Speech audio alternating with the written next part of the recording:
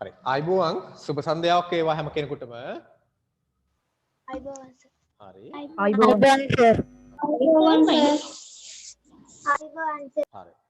දැන් එතකොටද සිංහල තියෙන්නේ නේද? ඔව් සර්. ඔව්. එතකොට අටවසරේ. අටවසරේ. ඔව් සර්. එතකොට අලුත් අටවසර නැත්තම් ගිය අවුරුද්දේ 7 වසරේ ඉඳලා දැන් මේ අලුත් අවුරුද්දේ අටවසරේ අද තමයි මේ පළවෙනි දවස් විදිහට හා පුරා කියලා අපේ සිංහල පන්තිය පටන් ගන්නෙ. මම අඳුරනවා නේද? ගොඩක් අය. ඔව් සර්. හරි. ගොඩක් අය අඳුරනවා මාව. හරි. එතකොට මේ දැන් ඔයගොල්ලෝ සිංහල විෂය මේ පන්තිය හම්බ වෙන්නේ අද පළවෙනි දවසට. එතකොට අපි කොහොමද පන්තිය තුල අපේ මේ වර්ෂයේ පුරාට අපේ විෂය නිර්දේශන නැත්නම් අපේ සිංහල විෂයට දාලා කටයුතු සම්පූර්ණ කරගන්නේ කොහොමද කියලා අපි ඉස්සෙල්ලම කතා කරගන්න ඕන. අපි අතර ගනුදෙනුවක් හදාගන්න අපි කොහොමද මේක ඉදිරියට කරගෙන යන්නේ කියලා. සමහරලාට අපිට දිගට මේ විදිහට කරන්නත් එහෙම නැත්නම් අපිට සමහරලාට මාසෙකට දවසක් විතර ආයතනත් එක්ක සම්බන්ධ වෙලා ගනුදෙනු කරන්නත් වේවි. ඒ කොහොම නමුත් එන ඕනම විදියකට ඔරොත්තු දෙන විදියට අපි අපේ විෂය නිර්දේශය වර්ෂයේ මුළුල්ලේ කොහොම හරි හදාරලා අවසන් කරගන්න ඕන. එතකොට අපිට අදාළ නැහැ. ඔබට තේරෙන්නේ නැති ඔබ 7 වසරේ ඉන්නකොට ඔබ 7 වසරේ පාසල තුල කොච්චර ඉගෙන ගත්තද ගිය අවුරුද්දේ අපිට කොච්චර වැඩ කරන්න පුළුවන් වුණාද කියන එක අදාළ උනේම නැහැ. දැන් 7 වසර අවසන්. ඒතර ඔබ සමහරට උපකාරක පන්තියෙන් ගත්ත යම් ප්‍රමාණයක් ඇති පාසලෙන් ගත්ත යම් ප්‍රමාණයක් ඇති. ඒ නිසා අඩුවක් පාඩුවක් වෙන්නේ නැතුව ඔබ විෂය නිර්දේශය සම්පූර්ණ කරගෙන දින්න. 7 වසරේ විෂය නිර්දේශය. දැන් ඒතර මේ අවුරුද්දත් ඒ වගේ තමයි. දැන් කොරෝනා ඉවර නැහැ. අපි දන්නවා කොරෝනා ඉවර නැහැ. එන්න තව තවත් දරුණු වෙන ස්වභාවයක් තියෙන්නේ. ඒ කොහොම නමුත් අපිට විතරක් නෙවෙයි සමස්තයක් විදිහට ඔයගොල්ලෝගේ වයස යනවා කොරෝනා තිබුණේ නැtei කියලා නෑ. ඒ නිසා වයස යන නිසා වයසත් එක්ක යන්න ඕන වැඩ ටිකක් තියෙනවා. ඒ වැඩ ටික අපි මොන ප්‍රශ්න තිබුණත් අපි කරන්න ඕන. ඉතින් මේ සූදානම් වෙන්නේ මොන ප්‍රශ්නයාවත් අපි කොහොම හරි අපේ විෂය නිර්දේශය ආවරණය කරගෙන 8 ශ්‍රේණියට අදාළ වැඩ කටයුතු ටික සම්පූර්ණ කරගන්න තමයි මේ සූදානම් වෙන්නේ. ඒතකොට ඒකේ ආරම්භයක් විදිහට අපි අද ගන්නවා. මේ බොහෝ අයට ඔයගොල්ලෝ ගාව සමහරවල්ලාට තවම නිබන්ධනේ කට්ලේ නැතුව ඇති. නිබන්ධන නොමැති වුණත් අපිට පුළුවන් අපේ වැඩ ටික කරගෙන යන්න. අපි සාමාන්‍ය පන්තියේ නම් අපි වැඩ කර විදියක් තිබ්බා. නමුත් ඒ විදිහට හාත්පසින්ම වෙනස් ක්‍රියාවලියකින් නැත්නම් ක්‍රමවේදකින් තමයි අපිට ඉදිරියට වැඩ කරගෙන යන්න වෙලා තියෙන්නේ. කොහොම නමුත් වාසනාවකටවත් අපිට පුළුවන් වුණොත් මාසෙකට දවසක් දෙකක්වත් අපිට හමු වෙලා මේ අපි අධ්‍යාපන කටයුතු හමු වෙලා යම් ප්‍රමාණාත්මක නැත්නම් පොත් ටික බලලා වැඩ ටික කරන විදිහ පොඩ්ඩක් නිරීක්ෂණය කරන අවස්ථාවක් ආවොත් අපිට තාම හොඳින් අපේ විෂය නිර්දේශය සම්පූර්ණ කර ගැනීමේ හැකියාව තියෙනවා. කොහොම නමුත් අපි බලමු කොහොමද සිංහල විෂයේ වැඩ කටයුතු ටික කරගෙන යන්නේ කියලා. ඒක ඉස්සෙල්ලා ඔයගොල්ලෝ මේක අවධාරණය කරගන්න. දැනටමත් මීට කලින් 8 වසරේ කවුරු හිටියනම් අය කෙනෙක් 9 වසරේ කවුරු අය කෙනෙක් හිටියා. ඒගොල්ලෝ දන්නවා කොහොමද වැඩ ටික කරේ කියලා. සමහරට දැන් ඔයගොල්ලෝ සමහර අය දන්නවත් එක්ක. කොහොම නමුත් අද අලුතින්ම මේ මාත් එක්ක සම්බන්ධ වෙලා ඉන්නේ නැත්නම් අපි පළවෙනි දවසට හම්බ වෙන්නේ. ඒතකොට හම්බෙච්ච අයට දැනගන්නත් එක්ක කොහොමද අපි අපේ විෂය නිර්දේශය මේ අවුරුද්ද මුළුල්ලේ සම්පූර්ණ කරගෙන යන්නේ කියලා ඉස්සෙල්ලාම අපි කතා කරගන්න ඕනේ. ඒගොල්ලෝ එකෙන් ඕගොල්ලෝට යම් කාර්යභාරයක් තියෙනවා. මට යම් කාර්යභාරයක් තියෙනවා. ඒත් අපි දෙගොල්ලෝ එකතු වෙලා මේ දෙපැත්තෙන්ම අපෙන් ඉටු වෙන ඕන කාර්යභාරය සම්පූර්ණ කරගත්තාම තමයි අපි නිසියාකාරයෙන් නියමාකාරයෙන් අපේ විෂය නිර්දේශය සම්පූර්ණ කරා වෙන්නේ. ඒසා ඕගොල්ලොන්ට ඒක ඕගොල්ලෝ ඒකට තේරුම් ගන්නත් ඕන. කොහොම නමුත් අපි විෂය නිර්දේශය විෂය නිර්දේශය අපේ පන්ති තුල සාකච්ඡා කරන ක්‍රමයක් තියෙන. ඒ ක්‍රමයේ පිළිබඳව ඉස්සෙල්ලාම ඕගොල්ලෝට කියන්නම්. අපි මේක කොටස් 5කින් තමයි සිංහල විෂය හදාරන්නේ. කොටස් 5කින්. කොටස් 5කින් තමයි සිංහල විෂය හදාරන්නේ. දැන් ඔයගොල්ලෝ ගාව පොත් සමහරට සූදානම් කරගෙන යන්න නැති වෙයි. ගැටලුවක් නෙවෙයි ඒක. එක තමයි අපි වෙනම සාකච්ඡා කරනවා දරුවනේ ඔයගොල්ලෝගේ සෑම පාඩමකටම අදාළ එතන හැම කියන පාඩමේ සිට අවසාන පාඩම දක්වා තියෙන සෑම පාඩමකට 23 වෙනි පාඩම දක්වා තියෙන සෑම පාඩමකම සාහිත්‍ය කොටස කියලා ගන්න. සාහිත්‍ය කොටස නැත්තම් සාහිත්‍ය එහෙම නැත්නම් අපි කියන අවබෝධයේ කොටස. අවබෝධයේ කොටස. අවබෝධය නැත්නම් සාහිත්‍ය විමසුම කියලා ගත්තාම අපි ගැටලුවක් නැහැ. සාහිත්‍ය කොටස. මේ කොටස සාහිත්‍ය කොටස වෙනම පන්ති තුල හදාරගෙන යනවා.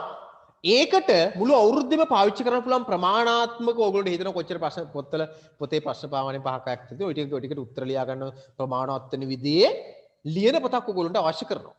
ඒක තමයි එක. දෙවෙනි කාරණාව දෙවෙනි එක තමයි ව්‍යාකරණ මේක වෙනම ලියන්නකො සාහිත්‍ය විමසුම කියලා මම ලියනවා. ඊළඟට මම ලියනවා ඊළඟ කොටස අපි දෙවෙනි කොටස එන්නේ ව්‍යාකරණ විමසුම. ව්‍යාකරණ සාහිත්‍ය විමසනවා අපි ඉස්සෙල්ලාම එක වෙනම හැම පාඩමකම වෙනම සාහිත්‍ය කොටස විමසගෙන යනවා අපි. සාහිත්‍ය කොටස වෙනම හදාරනවා අපි පන්ති තුල. දෙවෙනි කොටස ව්‍යාකරණ විමසුම. අපි ව්‍යාකරණ කොටසත් වෙනම සාකච්ඡා කරනවා. වෙනම සාකච්ඡා කරනවා. මෙන්න මේ ව්‍යාකරණ කොටසටත් ඔයගොල්ලොන්ට පොතක් අවශ්‍ය කරනවා. ලොකු පොතක් නෙවෙයි. ඒ උදාහරණයක් විදිහට ගත්තාම ඔයගොල්ලන්ට පුළුවන් මේ කොටස් දෙකටම එක පොතක් අරගෙන ඒක දෙකට බෙදා ගන්න. ඒක දෙකට බෙදා ගන්න. පොතක් අරගෙන ඉවරලා ටිකක් සාමාන්‍ය පොතක් අරගෙන ඉවරලා ඒක දෙකට බෙදා. ගැටලුවක් තියෙනම් අහන්න. 120 පොතක් ඇතිද? ඔය 120 පොතක් ඇති. ප්‍රමාණවත්. 120 විතර පොතක් ප්‍රමාණවත්. 120 160 වගේ පොතක් ගත්තා නම් හොඳටම ප්‍රමාණවත් මුළු අවුරුද්දටම. අරගෙන ඒක දෙකට බෙදා ගන්න. දෙකට බෙදා ගන්න. එතකොට මේ පොත දෙකට බෙදුවම ඔයගොල්ලෝ තේරෙනවා මේ පොත් දෙක ගන්න මේකටයි. එකක් තමයි ළඟට ගත්තේ නෑ ඉතින් මෙච්චර වෙලා කැරක හිටියා. පොඩක් බලන්න. එතකොට සාහිත්‍ය වෙනම අපි සාකච්ඡා කරගෙන යනවා පන්තිය තුල. ව්‍යාකරණ ටික අපි වෙනම සාකච්ඡා කරගෙන යනවා. පැහැදිලිද ඔයගොල්ලෝ? ඒතර ඒ කොටස් දෙක මේ දෙකම සාකච්ඡා කරන්නේ ඕගොල්ලොන්ගේ අච්චුපොත සහ ගුරුවත් පොත ආශ්‍රයේ තියෙන කාරණාත් එක්ක. එතකොට මේ දෙකේ ගොඩාක් අපි සටහන් ලියන්නේ නැහැ. නමුත් වැඩිපුර ප්‍රමාණයක් අභ්‍යාස කරනවා. සැක මතක තබන්න. ඒතකොට සාහිත්‍ය ව්‍යාකරණ වලට එක පොතක් කරන් දෙකට බෙදලා ගත්තක් කමක් නැහැ. නැත්තම් පිටු 80 නැත්තම් 120 CR පොතක් කරන් දෙකට බෙදලා එහෙම මොකක් හරි ක්‍රමවේදයක් හදා ගන්න ඕන. කොටස් දෙකයි දැන් අපි පන්ති යන කොටස් පහක් තියෙනවා. මේ දෙක. තුන්වෙනි කොටස තමයි රචනා විමසුම. ඇයි අපි මේ තුන්වෙනි කොටසක් ගන්නෙ? නැත්නම් මේ විදිහට අපි වෙනම රචනා. ඔයගොල්ලෝ අත්දැකීමක් ඇති. ඔයගොල්ලෝ සමහරට 6 7 ඉගෙන ගද්දි මීට පූර්වයේ ඔයගොල්ලෝ රචනාවලට එහෙම විශේෂ ඉඩක් නැත්නම් රචනාවලට විශේෂ අවස්ථාවක් දීලා ඒක වෙනම විෂය වෙනම කොටසක් විදිහට සාකච්ඡා කරන්නට නැතිව ඇති රචනා කියන කොටස. අපි මේ රචනා කියන කොටස දැන් මේ වගේම රචනා කියන කොටසත් මුළු අවුරුද්දෙම සාකච්ඡා කරනවා. අපි අවම වශයෙන් මාසෙකට එක රචනාවක් බැගින් රචනා 10ක්වත් අපි 8 ශ්‍රේණියේ විෂය නිර්දේශ අවසන් වෙද්දී අපි සාකච්ඡා කරලා අවසන් කරන්න ඕන. ඇයි රචනා කතා කරන්න ඕන? මතක තබා ගන්න ඔබට නියමිත ප්‍රශ්න පත්‍රයේ හැමදාමත් يعني සිංහල විෂයේ මොන පන්තියක වුණත් හැමදාමත් වැඩිපුරම ලකුණු දුන්නේ මොකටද? රචනාවට. එහෙනම් අපි සාහිත්‍ය ව්‍යාකරණ වෙනම සාකච්ඡා කරනවා වගේම මතක තබා ගන්න ඕන දෙයක් තියෙනවා. අපි රචනාවත් වෙනම සාකච්ඡා කරලා සූදානම් වෙන්නට අවශ්‍යයි. ඒක නිසායි මම රචනාව කියන එක වෙනම පොතක් වෙනම එකක් විදිහට ගන්න. මම කියන්නම් මේ පොත හදන්නේ කොහොමද කියලා. ඊළඟට හතරවෙනි කාරණාව තමයි ප්‍රායෝගික ලේඛන. ඔයගොල්ලෝ ප්‍රායෝගික ලේඛන සාකච්ඡා කරලා ඇති. ප්‍රායෝගික ලේඛන විමසුම කියලා ගමු. ලේඛන විමසුම. එතකොට දැන් විභාගයේදී අනිවාර්ය ප්‍රශ්නයක් නේ රචනාව. විභාගයේදී අනිවාර්ය රචනාව. ඒ වගේම 6 ශ්‍රේණියේ ඉඳලා 13 වෙනි ශ්‍රේණිය දක්වා අපි ගත්තොත් සිංහල විෂය හදාරනවා නම් මතක තබා ගන්න ප්‍රායෝගික ලේඛනත් අනිවාර්යයි. ඒක අතාරින්න බෑ. නිසා ප්‍රායෝගික ලේඛනත් අපි මොකක් කරන්න ඕනද? එක දවසක් දෙකක් කරන් ප්‍රායෝගික ලේඛන හදන්නේ ලියන්නේ මෙහෙමයි කියලා නිකන් සාකච්ඡා කරලා නවත්තන්න නෙවෙයි. මුළු අවුරුද්ද මුළුල්ලේම ප්‍රායෝගික ලේඛන ලියලා පුහුණු වෙන්නට ඕන. අන්න ඒක නිසා රචනාව මාසෙකට දවසක් රචනාවක් ලියනවා වගේම නැත්නම් දෙකකට දවසක් රචනාවක් ලියනවා වගේම ප්‍රායෝගික ලේඛනත් අපි මොකක් කරන්නට ඕනද? හැම මාසෙකම එකක් දෙකක් ලියන්නට ඕන. හැම මාසෙම එකක් දෙකක් ලියන්න ඕන. ඒතකොට දැන් මේවා රචනා ලියනකොට අවශ්‍ය කරන කාරණා මමත් ඔයගොල්ලන්ට ලබා දෙනවා. ඔයගොල්ලොත් හොයලා කියන්නට ඕන. ඔයගොල්ලෝ පොතේ ලියන්න ඕන. ලියලා ඔයගොල්ලෝ පොත පෙන්වන්න ඕන. මේ වෙබ් එකෙන් පෙන්වන්න ඕන. මට මේ ලිව්ව කියන එක තහවුරු කරගන්න ඕනේ. නිසා මම කියන කැමරා එක ඔන් කරන්න මට පෙන්වන්න. ඒක ඔයගොල්ලෝ පෙන්වන්න ඕන එහෙම පොත. ලිව්වා නම් ලියලා හොයාගත්ත කාරණා වැදගත් කාරණා මම ඉස්සරහට කියන්න කොහොමද කරන්න කියලා. නිසා රචනා විමසුම ප්‍රායෝගික ලේඛන විමසුම කියන මාතෘකා දෙකත් වෙනම පොත් දෙකක් ඕනේ. ඒ පොත් දෙක නම් කඩෙන් ගන්න බෑ. රචනා ලියන පොතයි රචනා පොතට පිටු 20ක් 30ක් විතර තියෙන්න ඕන. ප්‍රායෝගික ලේඛන පොතට පිටු 20ක් විතර තියෙන්න ඕන. ඒ කියන්නේ A4 වල නැත්නම් half sheet වල 20ක් විතර ප්‍රමාණයක් විතර වෙන විදිහට තිබ්බනම් ප්‍රමාණවත්. හැබැයි මේ පොත් දෙකම කඩෙන් ගන්නේ නැතිව ඔයගොල්ලෝ උත්සාහ කරන්න ඕන මේ පොත් දෙක නිර්මාණාත්මකව හදන්න. ඔයගොල්ලන්ට තියෙනවා වෙනම සිංහල විෂයේ ප්‍රායෝගික කුසලතා කියලා කොටසක්. දැන් අපිට ඇත්තටම හදන්න වෙන්නේ නැහනේ. අපිට ඇත්තටම දැන් නිපුර ඒවා හදන්න වෙන්නේ නැහැ. අපි ඒ පුහුණුව මෙන්න මේ පොත් දෙක හදලා ලබා ගන්න දැනට. නිසා ඔබ රචනා පොතයි ප්‍රායෝගික ලේඛන පොතයි හදන්න ඕන. කොළ ටිකක් ගන්නවා. ඔයගොල්ලෝ ගිය අවුරුද්දේ ලියලා අයින් කරපු පොතකින් ඉතුරු වෙලා තියෙන කොළ ටිකක් උනක් කමන්නේ අරගෙන ඉන්න. කොළ 20ක් විතර අරගෙන ඉවරලා ඒකේ කවරයක් තියෙනුනේ. අපි කවරයක් දාගන්න ඕනේ. අන්නේ දාන කවරේ ඊටාම නිර්මාණාත්මක ඔයගොල්ලෝ කරන්න ඕන මේ දෙකේ පොත් දෙකේ. පොත් දෙකම කඩෙන් ගන්න එපා. ගන්න තු ඔයගොල්ලෝ අරගෙන හදන්න. මේකට මම දෙනවා මාසයක් එකමාරක් ගැටලුවක් නැහැ. මේ දෙක හදන්න. පිට කවරය පුළුවන් තරම් නිර්මාණාත්මක කරන්න. දැන් මට මතකයි මේට කලින් වසරවල කලින් 8 වසරේ 9 වසරේ අපේ දරුවෝ විවිධ ද්‍රව්‍යයන් භාවිතා කළ මේ පිට කවරේ නිර්මාණය කරා. හරිම අලංකාර. නේද? අර ඔය කොළ වේලල අරගෙන ස්වභාවික කොළ වේලල අරගෙන කරා. නේද? ඊළඟට පොල් හනසු අරගෙන කරා.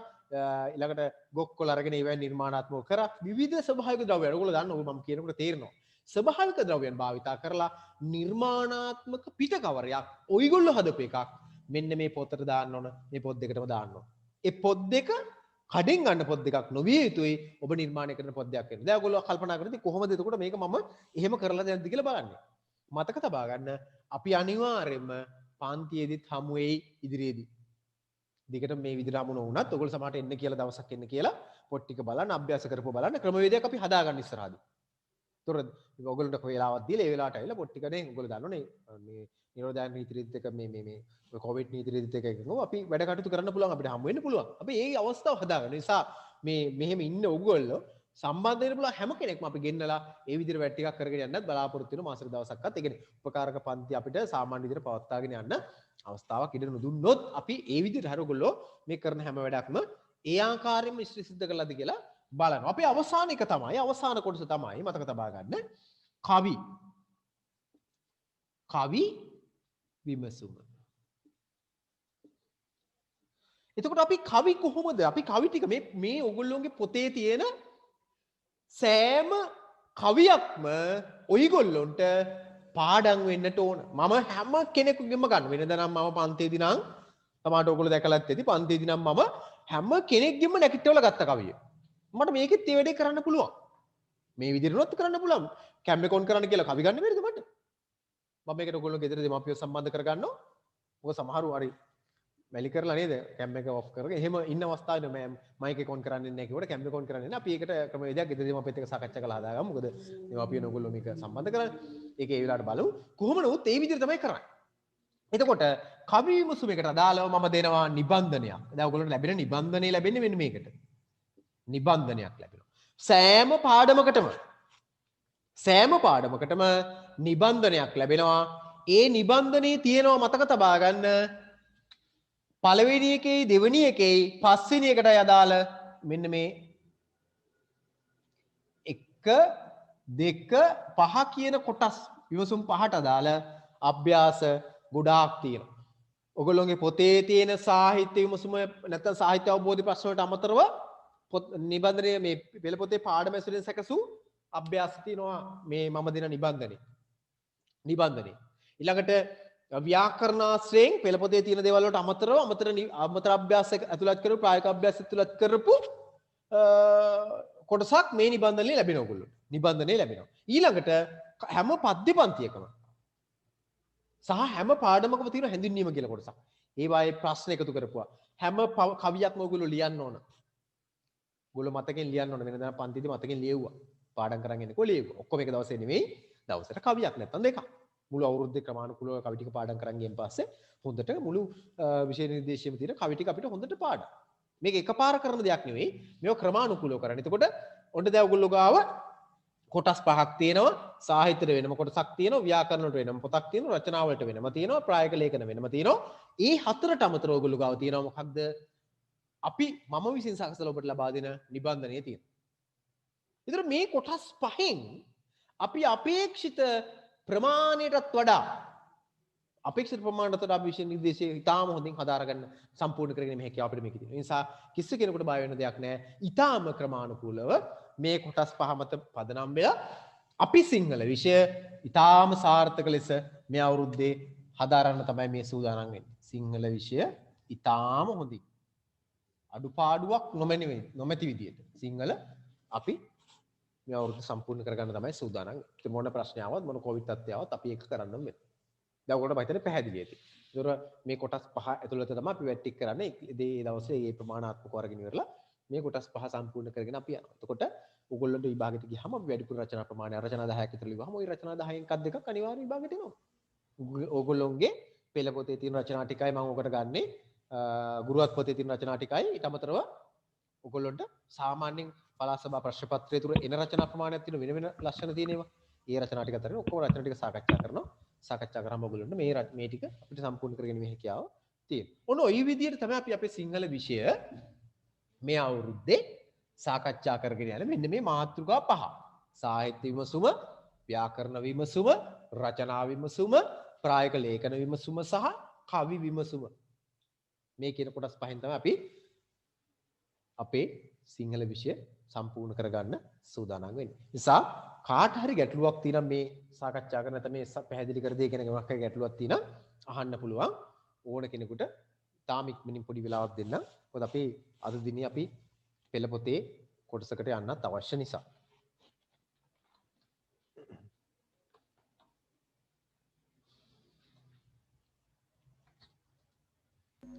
කවි වලට පොතක් ඕනේ නැද්ද? නෑ කවි වලට පොතක් ඕනේ නෑ. කවි මතකෙන් ලියන්න ඉඩ දීලා තියෙන්නේ ඔයගොල්ලන්ට දෙන නිබන්ධනය. හැම පාඩමකට මම කිව්වා නිබන්ධනයක් දෙනවා කියලා. ඒ නිබන්ධනයේ තියෙන්නේ නිබන්ධනයේ හැම පාඩමකම තියෙන නිබන්ධනයේ යම් සාහිත්‍යමය කොටස් ලියන්න වෙනවා ඔයගොල්ලන්ට. ඒක කරන විදිහ මම ඉදිරියට කියනවා. කවි ලියන්න වෙන පොතක් අවශ්‍ය කරන්නේ නෑ. ඔයගොල්ලෝ දැන්ට පොත් 4ක් හදා ගන්න ඕන. මේ ලොකු පොත් නෙවෙයි. මේ මං කෝ මේ දෙකට මේක පොතයි. මේකට පිටු 30ක විතර පොතක්. මේකට පිටු 20ක විතර පොතක්. මේකේ පිටු කියලා කිව්වේ half sheet 30ක් විතර. මේකේ half sheet 20ක් විතර. නැත්නම් ඒක පොවි 30ක් විතර. ඒ පොවි 20 බොහොම සරල වැඩක්. එහෙම නැත්නම් ඔයගොල්ලෝ ගාව අයින් කරපු පොතකින් පිටු 30ක් විතර වෙන කොටසක් අරගෙන ඉවරලා මේක හදා ගන්න පුළුවන්. සාම සරලයි. ඒ හතරට අමතරව තමයි ඔයගොල්ලන්ට මම දෙන නිබන්ධනෙත් එක්ක කොටස් පහ වෙන්නේ. ඒ නිබන්ධනේ ප්‍රධාන වශයෙන් කවි පාඩම් එක්ක යන නිබන්ධනයක් තියෙන්නේ. කවි වලට අමතරව අනිත් කොටසුත් තියෙනවා. පොඩක් අවබෝධ. තාම මොන හරි ගැටලු තියෙනම් අහන්න. රචනා විමසුමටයි ප්‍රායෝගික ලේඛන විමසුමටයි ලියන කොළ දාන්නේ මේ කඩෙන් අරගෙනද? කඩෙන් ගත්තේ නැතුනට කමක් නැහැ. ඕ එහෙම ප්‍රශ්නකුත් නැහැ. මම කියන්නේ ඔයගොල්ලෝගේ අයින් කරපු පොත් ඇතිනේ ගිය අවුරුද්දේ ලියලා අවසන් කරලා. කියනස.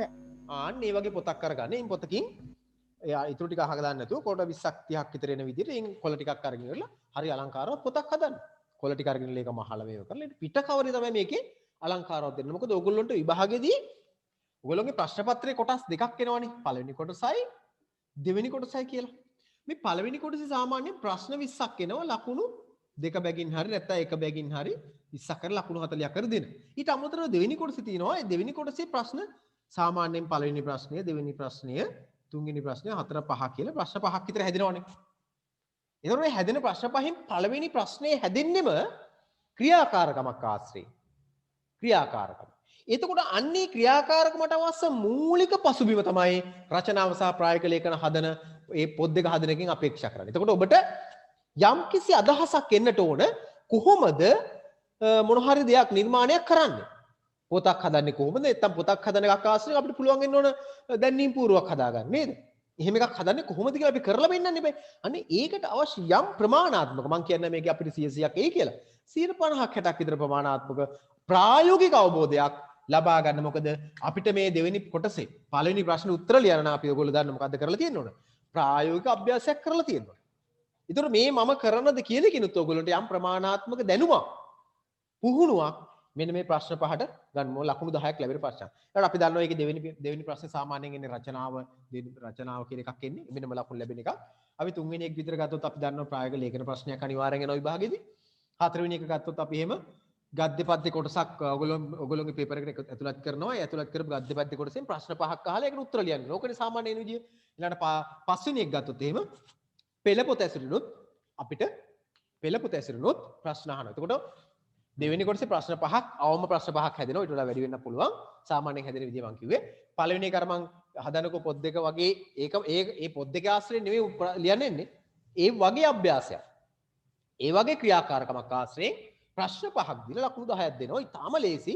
ඉතින් අපි ලේසි වුණත් අපි වරක්වත් මොකක් හරි එකක් කරලා තිබ්බොත් මොකක් හරි ක්‍රියාකාරකමක් කරලා තිබුණොත් අපිට විභාගෙට ගියාම ඊටාම ලේසි වෙනවා. ඒක නිසා තමයි මම කිව්වේ රචනා පොතයි ප්‍රායෝගික ලේඛන පොතයි ඔබ හදන්නට ඕන. ඒකේ කොළ ටික ගෙදරින් හොයාගන්න පුළුවන්. ඉවත දාලා තියෙන ගිය අවුරුද්දේ පොතක් අරගෙන කොළ ටික අරගෙන ඒකෙන් කොළ 20 30ක් අරන් ඊට පස්සේ පිට කවරයක් ඔබට පුළුවන් හදන්න පිට කවර. ඔයගොල්ලෝ දන්නවා නිර්මාණාත්මක පිට කවර හදන විදිය. ඒ නිර්මාණාත්මක විදිහට පිට කවර හදන්න පුළුවන්. සමහරු රෙදි වලින් හදලා තුන රෙදි වල ලස්සට මල් වේල එහෙම හදලා තිබුණා නේද? කෙසෙල් කොළ වේලලා අරගෙන එහෙම නිර්මාණ කරලා තුන පොල් හනසු අරගෙන මොකක් හරි මං කියන්නේ ඒවම කියලා. මම මේ ගිය අවුරුද්ද වල ළමයි කරපු විදියක් ගැන මතක් කරේ. ඔයගොල්ලෝ මොන හරි දෙයක් අරගෙන එහෙම හොඳ එකක් හොඳ අලුත් නිර්මාණයක් ඔයගොල්ලෝ කරන්න පුළුවන්. ඒ බලමු කවුද හොඳම නිර්මාණය කරලා තියෙන්නේ කියලා. ඒක වැදගත් වෙනවා විශේෂයෙන්ම ඔයගොල්ලෝගේ ප්‍රායෝගික අභ්‍යාස දැනුම වර්ධනය කරගන්න. ඒ නිසා මෙන්න මේ අපි මේ හැම එකක්ම මේ කොටස් පහම මම මේ කොටස් පහම හදලා තියෙන්නේ විභාගෙදි මෙන්න මේ ප්‍රශ්න පත්‍රයේ මත පදනම් වෙලා. විභාගයට අවශ්‍ය කරන දැනුම හදා ගන්න. ඒ විභාගයට අවශ්‍ය කරන දැනුම හදනකොට ඔයගොල්ලෝගේ මතක තබා ගන්න විෂය නිර්දේශය තුල සියලුම කාරණා අපිට සම්පූර්ණ කරගැනීමේ හැකියාව තියෙනවා. ඒ නිසා මම එතනින් නවත්තනවා දැනට. මෙන්න මේ කිව්ව කොටස් පහමත පදනම් වෙලා මේ අවුරුද්දේ අපි සිංහල විෂය හදාරන්න තමයි මේ අද දිනේ පූර්වාරම්භයක් ගන්න. අද දිනේ මේ ආරම්භයක් තමයි අපි සකසා ගන්න. මොකද බොහෝඩක් අයට තාම නිබන්ධනේ ලැබිලා නැහැ. දැන් නිබන්ධනේ තාම අරගෙන නැහැ. කොහොම නමුත් නිබන්ධනෙත් ගන්න. නිබන්ධනෙත් යම් ප්‍රමාණාත්මක වැඩ කොටසක් තියෙනවා. අපිට පුළුවන් මේ වැඩ කොටස සම්පූර්ණ කරගන්න. නිබන්ධනෙත් වැදගත්. ඒකේ තියෙන අභ්‍යාස ටිකත් ඉතාම වැදගත්. මොකද මේ කියන කාරණා ටික මත පදනම් වෙලා තමයි එකක් සකසලා තියෙන්නේ. මේ කාරණා ඔයගොල්ලෝගේ අච්චුපතේ කාරණා, ගුරුවත් පොතේ කාරණා සියලුම අභ්‍යාසයන් ඇතුළත් කරලා තමයි ඒක සකස්සලා තියෙන්නේ. හරි. වෙන මොනවත් ගැටලු නැති වෙත් කියලා මම විශ්වාස කරනවා. තියෙනවා ඉතාම ඉක්මනින් අහන්න.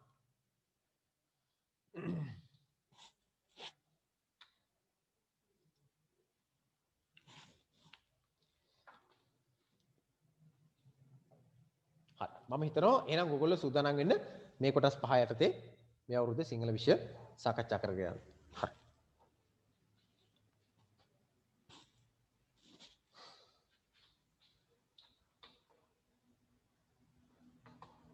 ඔයගොල්ලෝ ඔයගොල්ලෝගේ අච්චුපොත දැන් ගන්න ළඟට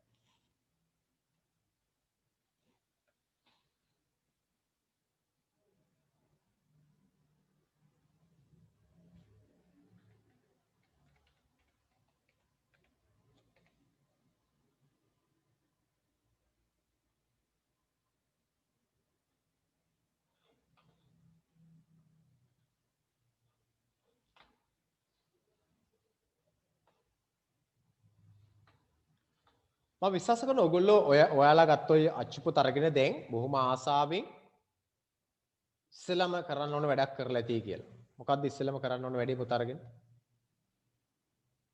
කවරයක් දාන්න. කවරයක් දාන්න. දරුවෝ මතක තබා ගන්න අපේ පළවෙනිම කාර්යභාරය වෙන්නට ඕන අපිට දෙයියොන්ටත් වඩා වටිනවා මේ පොත්. දෙයියොන්ටත් වඩා වටිනවා. අපේ මුළු ජීවිතේම ඉස්සරහට අරගෙන යන්නේ මේ පොත්. නිසා අපි මේවා දෙයියොන්ට බුදුන්ට වගේ සලකන්න ඕන. මම ආද මෙතන ඉන්නෙත් ඔයගොල්ලෝ කවදා හරි හොඳ තැනකට එන්නෙත් ඔන්න ඔයි පොත්වලට පින් සිද්ධ වෙන්නේ. ඔය පොත්වල තියෙන දැනුමට පින් සිද්ධ. අපි ඒවට ගොඩාක් ගරු කරන්න ඕන. අපි ඒවට ගොඩාක් ආදරය කරන්න ඕන. අපි ගරු කරන ප්‍රමාණයෙන් අපිට අපි ඒවට ආදරය කරන ප්‍රමාණයෙන් තමයි අපිට මේ ස්වභාවිකත්වයෙන් අපිට ඒවා ආශිර්වාද ගෙන දෙන්නේ. අපි පළවෙනි කාරණා ඔයගොල්ලෝ අනිවාර්යයෙන් ඔයගොල්ලෝගේ හැම විෂයකටම අදාළ ඔයගොල්ලෝගේ පොත්පත් වලට පළවෙනි තැන දෙන්න ඕන. පණ වගේ ආරක්ෂා කරගන්න. නිසා හොඳට ඒ වගේ ඒ සම්බන්ධයෙන් හොඳට කටයුතු කරන කෙනෙක් නම් කියන හොඳ අවබෝධයෙන් කටයුතු කරන නම් ඉස්සෙල්ලම කරන්නේ පොත ගත්තාම මම කියන්නේ නෑ එකපාරට කඩේ දුවලා ගිහලා ටක් ගාලා කොලයක් ගෙනලා දාන්න කියලා. එහෙම නැති වුණත් ටක් ගාලා ඔයගොල්ලෝ අනිවාර්යෙන්ම ගෙදර තියෙන මොනවා හරි පත්‍ර කොලයක් අරගෙන හරි පොත් කවර ගෙනලා දානකන් පත්‍ර කොලයක් කර දාලා ඔක අලංකාරවත් තියාගන්නව. ඉස්සෙල්ලම හොඳට අපි මේ විෂයට ආදරය කරන දරුවෝ විදියට එකට එක කරන්න. පන්ති වුණාට මම ගේන්න දෙන්නේ නෑ. පත්‍ර කොලයක් කර දාගෙන තමයි පන්තිට ගේන්න ඕන. මොකද අපි ඒවට කොයිතරම් අපි සලකනවද ඒව අපිට සලකන්නේත් ඒ විදිහට තමයි. අපි ඒකට ආදරය කරන කොයිතරම් ප්‍රමාණයක්ද ඒවත් අපිට ඒ තරම්ම ආදරය කරනවා. ඔයගොල්ලොත් ඒ වගේ කරන්න පොතක් ගත්තා නම් ඒක අනිවාර්යෙන් ඒ විදිහට කරන්න ඕන. හරිද? හරි. ඊළඟට මම හිතන්නේ ඔයගොල්ලෝ මේ වෙනකොට පොත අරගෙන ඇති මං හිතන්නේ ඒකේ පළවෙනි පාඩමේ ඉඳලා යම් යම් ප්‍රමාණාත්මක සොයා බැලීමකුත් ඔයගොල්ලෝ කරලා ඇති. එතකොට ඔයගොල්ලෝගේ පොතේ පළවෙනි පාඩමේ ඉඳලා පටුන අරගෙන බලන්න අවසාන පාඩම දක්වා තියෙන සියලුම පාඩම් වල මාතෘකා පොඩ්ඩක් එකපාරක් කියව ගන්න ඕගොල්ලෝ.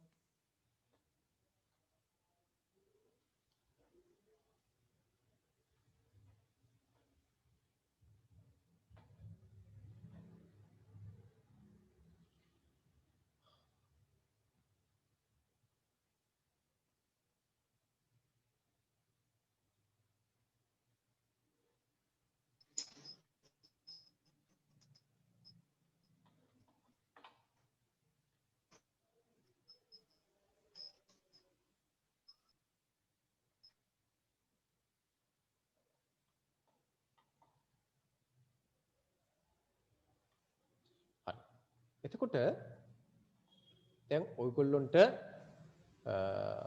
පේනවා ඇති පාඩම් 23ක් තියෙනවා. පාඩම් 23ක් මේක අන්තර්ගත වෙලා තියෙනවා. පළවෙනි පාඩමේ ඉඳලා මම දැන් බෝඩ් එකේ තියෙන කොට සයින් කරනවා. පළවෙනි පාඩමේ ඉඳලා 23 වෙනි පාඩම දක්වා ඔයගොල්ලෝ කියවගෙන යද්දී ඔයගොල්ලෝට හිතෙනවා ඇති මොන කාරණාද මේ පාඩම් තුල අන්තර්ගත කරලා තියෙන්නේ. එතකොට මම ඔයගොල්ලෝට කියනවා ඒ පාඩම් වල තිබෙන අන්තර්ගතය තුලින් අපිට විභාගයේදී අදාළ පාඩමෙන් අපෙන් බලාපොරොත්තු වෙන්නේ මොනවද කියලා. ඔයගොල්ලෝ ඒක අවබෝධය තියෙනවා. මම පළවෙනි පාඩම හරියට හැදෑරුවොත් පළවෙනි පාඩම නිවැරදිව මම හදාරගත්තොත් මට විභාගෙට මොන වගේ ප්‍රතිඵලයක්ද එකෙන් ලැබෙන්නේ. ඒ කියන්නේ ඒකෙන් මොන වගේ දෙයක්ද අපිට ලැබෙන්නේ විභාගෙ. මොන වගේ ප්‍රශ්නද හැදෙන්නේ. මේ පාඩම් හැම එකකින්ම ඔයගොල්ලොන්ට යම්කිසි අදහසක් විභාගයට අදාළ කාරණා සම්බන්ධ මොන අදහසක් උතුර ගැනීම හැකියාවක් තියෙනවා. නිකන් අපි නිකන් ඔහේ නිකන් පාඩමක් සාකච්ඡා කරලා නිකන් කතා කරලා අවසන් කරනව නෙවෙයි. මම මොකටද මේ පාඩම හදාරන්නේ? පළවෙනි කාරණාව තමයි අපි දැනුම වර්ධනය කරගන්න. එතනින් එහාට ගියාම අපි දැනුම උරගා බලන තැනට යන්න ඕන. එක දැනුම වර්ධනය කර ගැනීම, දෙක දැනුම උරගා බැලීම. දැනුම උරගා බලන්නේ දැනුම හරිද කියලා බලන්නේ කොහෙන්ද? දැනුම හරිද කියලා බලන්න අපිට තියෙන එකම අවස්ථාව තමයි විභාගය. එතකොට අපි එතෙන්ට අපි කොහොමද අපි එතෙන්ට යන්නේ කියලා ඔයගොල්ලෝ පොඩ්ඩක් සූදානම් වෙන්න ඕන. අපි කොහොමද එතනට අපි මේකේ ළඟා වෙන්නේ කියලා. එතකොට දැන් ඔබට පේන ඇති පළවෙනි පාඩම ගත්තාම පළවෙනි පාඩමේ 6 7 දැන් ඔයගොල්ලෝ පළවෙනි පාඩම තියෙන එතන හාමි මාතෘකාව තමයි මොකක්ද? ජනකතා. ජනකතා තමයි මාතෘකාව. මේ විදියට අපිට පුළුවන් සෑම පාඩමකටම මාතෘකාවක් දෙන්න. සෑම පාඩමකට මාතෘකාවක්. දෙවෙනි එක මොකද්ද? දෙවෙනි පාඩම. දෙවෙනි පාඩම තමයි රබීන්ද්‍රනාත් tagore හා ඔහුගේ නිර්මාණ. මම ඒ කියන්නේ ඒ පාඩමට මම දෙනවා. මම මේ ඔක්කොම නෙමෙයි මම දෙක තුනම නිකම්ම කොට අදහසක් ගැන කතා කරන්නේ. පළවෙනි පාඩම ජනකතා ආශ්‍රයෙන් හදලා තියෙන්නේ. දෙවෙනි පාඩම හදලා තින්නේ චරිත කතා. චරිත කතා. තුන්වෙනි පාඩමට අපේ මාතෘකාවක් ඉල්ලුවොත් අලුත් අවුරුදු උත්සවයේ තියෙන තුන්වෙනි පාඩමේ තුන්වෙනි පාඩමෙන් අපෙන් ඇහුවොත් අපි එකට කියනවා අවුරුදු චාරිත්‍ර. මෙන්න මේ වගේ සෑම පාඩමකට අපිට පුළුවන් පොදු මාතෘකාවක් දෙන්න. ඔය විදිහට ඉස්සරහට යනකොට අපිට පේනවා ව්‍යාකරණ කියලා මාතෘකා දෙන්න පුළුවන් අපිට, කවි කියලා මාතෘකා දෙන්න පුළුවන්, ඊළඟට අපිට දෙන්න පුළුවන් රචනා මාතෘකා. එහෙම අපිට එක සෑම පාඩමක්ම හදලා තියෙන මොකක් හරි පදනමක්. ඒක නිසා මේ හැම පාඩමකම හදලා තියෙන පදනම පිළිබඳ අපිට අදහසක් තියෙන්න ඕන. කෙටි කතා වලින් තියෙනවා, නව කතා වලින් තියෙනවා, පුරාතන ගද්‍ය වලින් තියෙනවා. මේ ආදී ලෙස විවිධ ශේෂ්ත්‍ර වලින් අපිට මේකේ කොටස් එකතු කරලා තියෙනවා. විවිධ ශේෂ්ත්‍ර වලින් අපිට කොටස් එකතු කිරීමක් කරලා තියෙනවා. ඒ නිසා ඔයගොල්ලොන්ටත් අදහසක් තියෙන්න ඕන. මොනවද? දැනට අපි ගත්තොත් එහෙම මේ 8 ශ්‍රේණිය සිංහල විෂයේ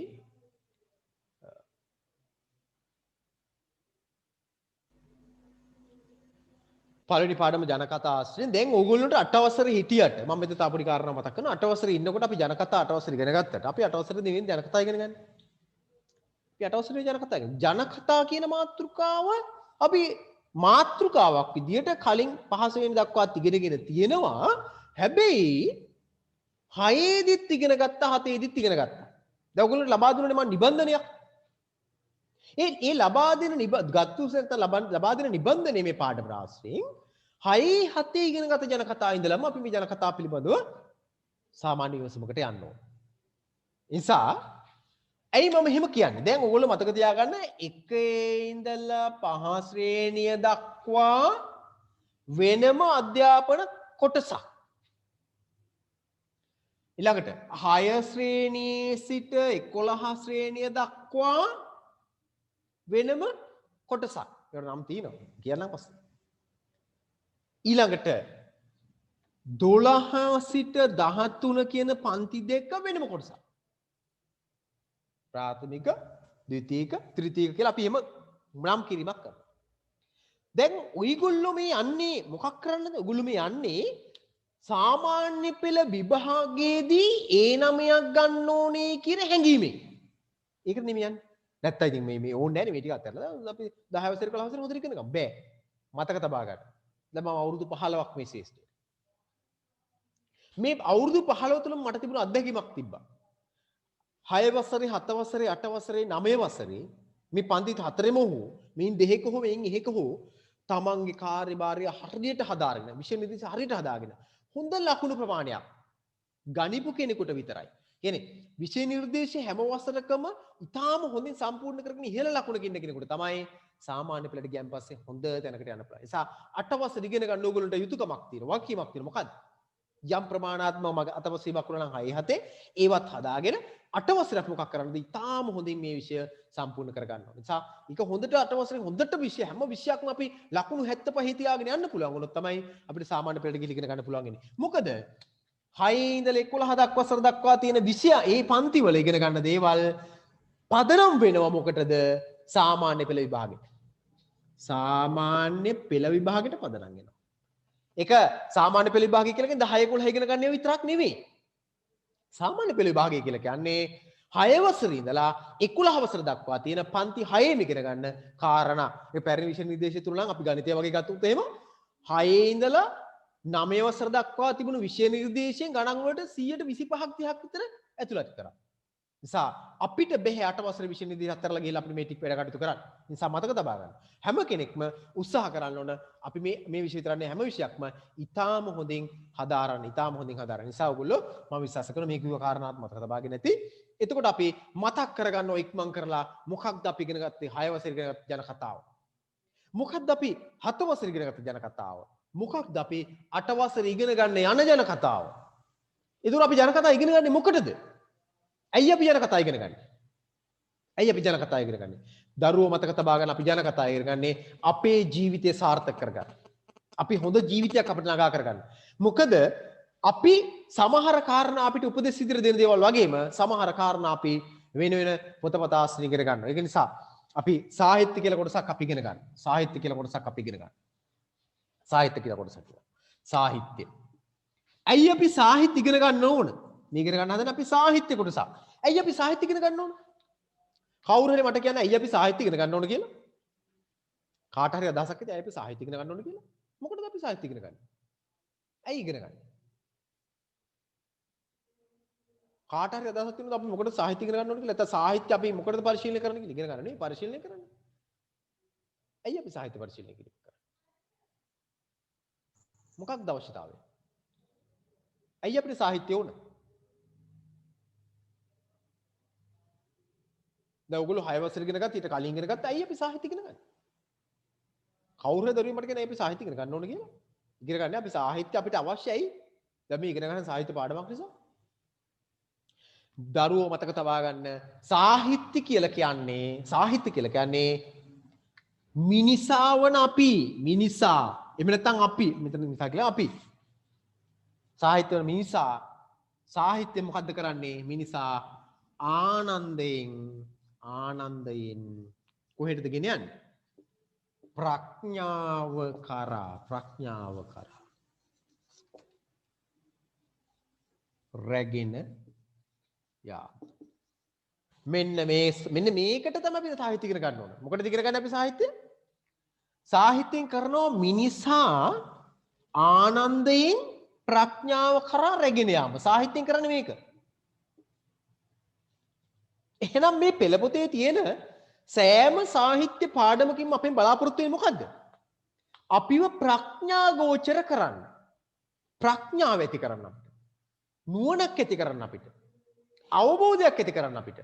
දැන් ඕගොල්ලෝ දන්නේ නැති දෙයක් අපි ඉගෙන ගන්නවා මේ පාඩම ආශ්‍රය. බලමු අපි ඉස්සරහදී. එතකොට මිනිසා හැම නැත්තම් අපිව ආනන්දය කියලා කියන දරුවෝ අපි නිකන් දෙයක් අපි නිකන් උපදෙසක් නැත්තම් නිකන් දෙයක් අපි කියලා දෙනට වඩා සාහිත්‍යක තියෙන රසයක්.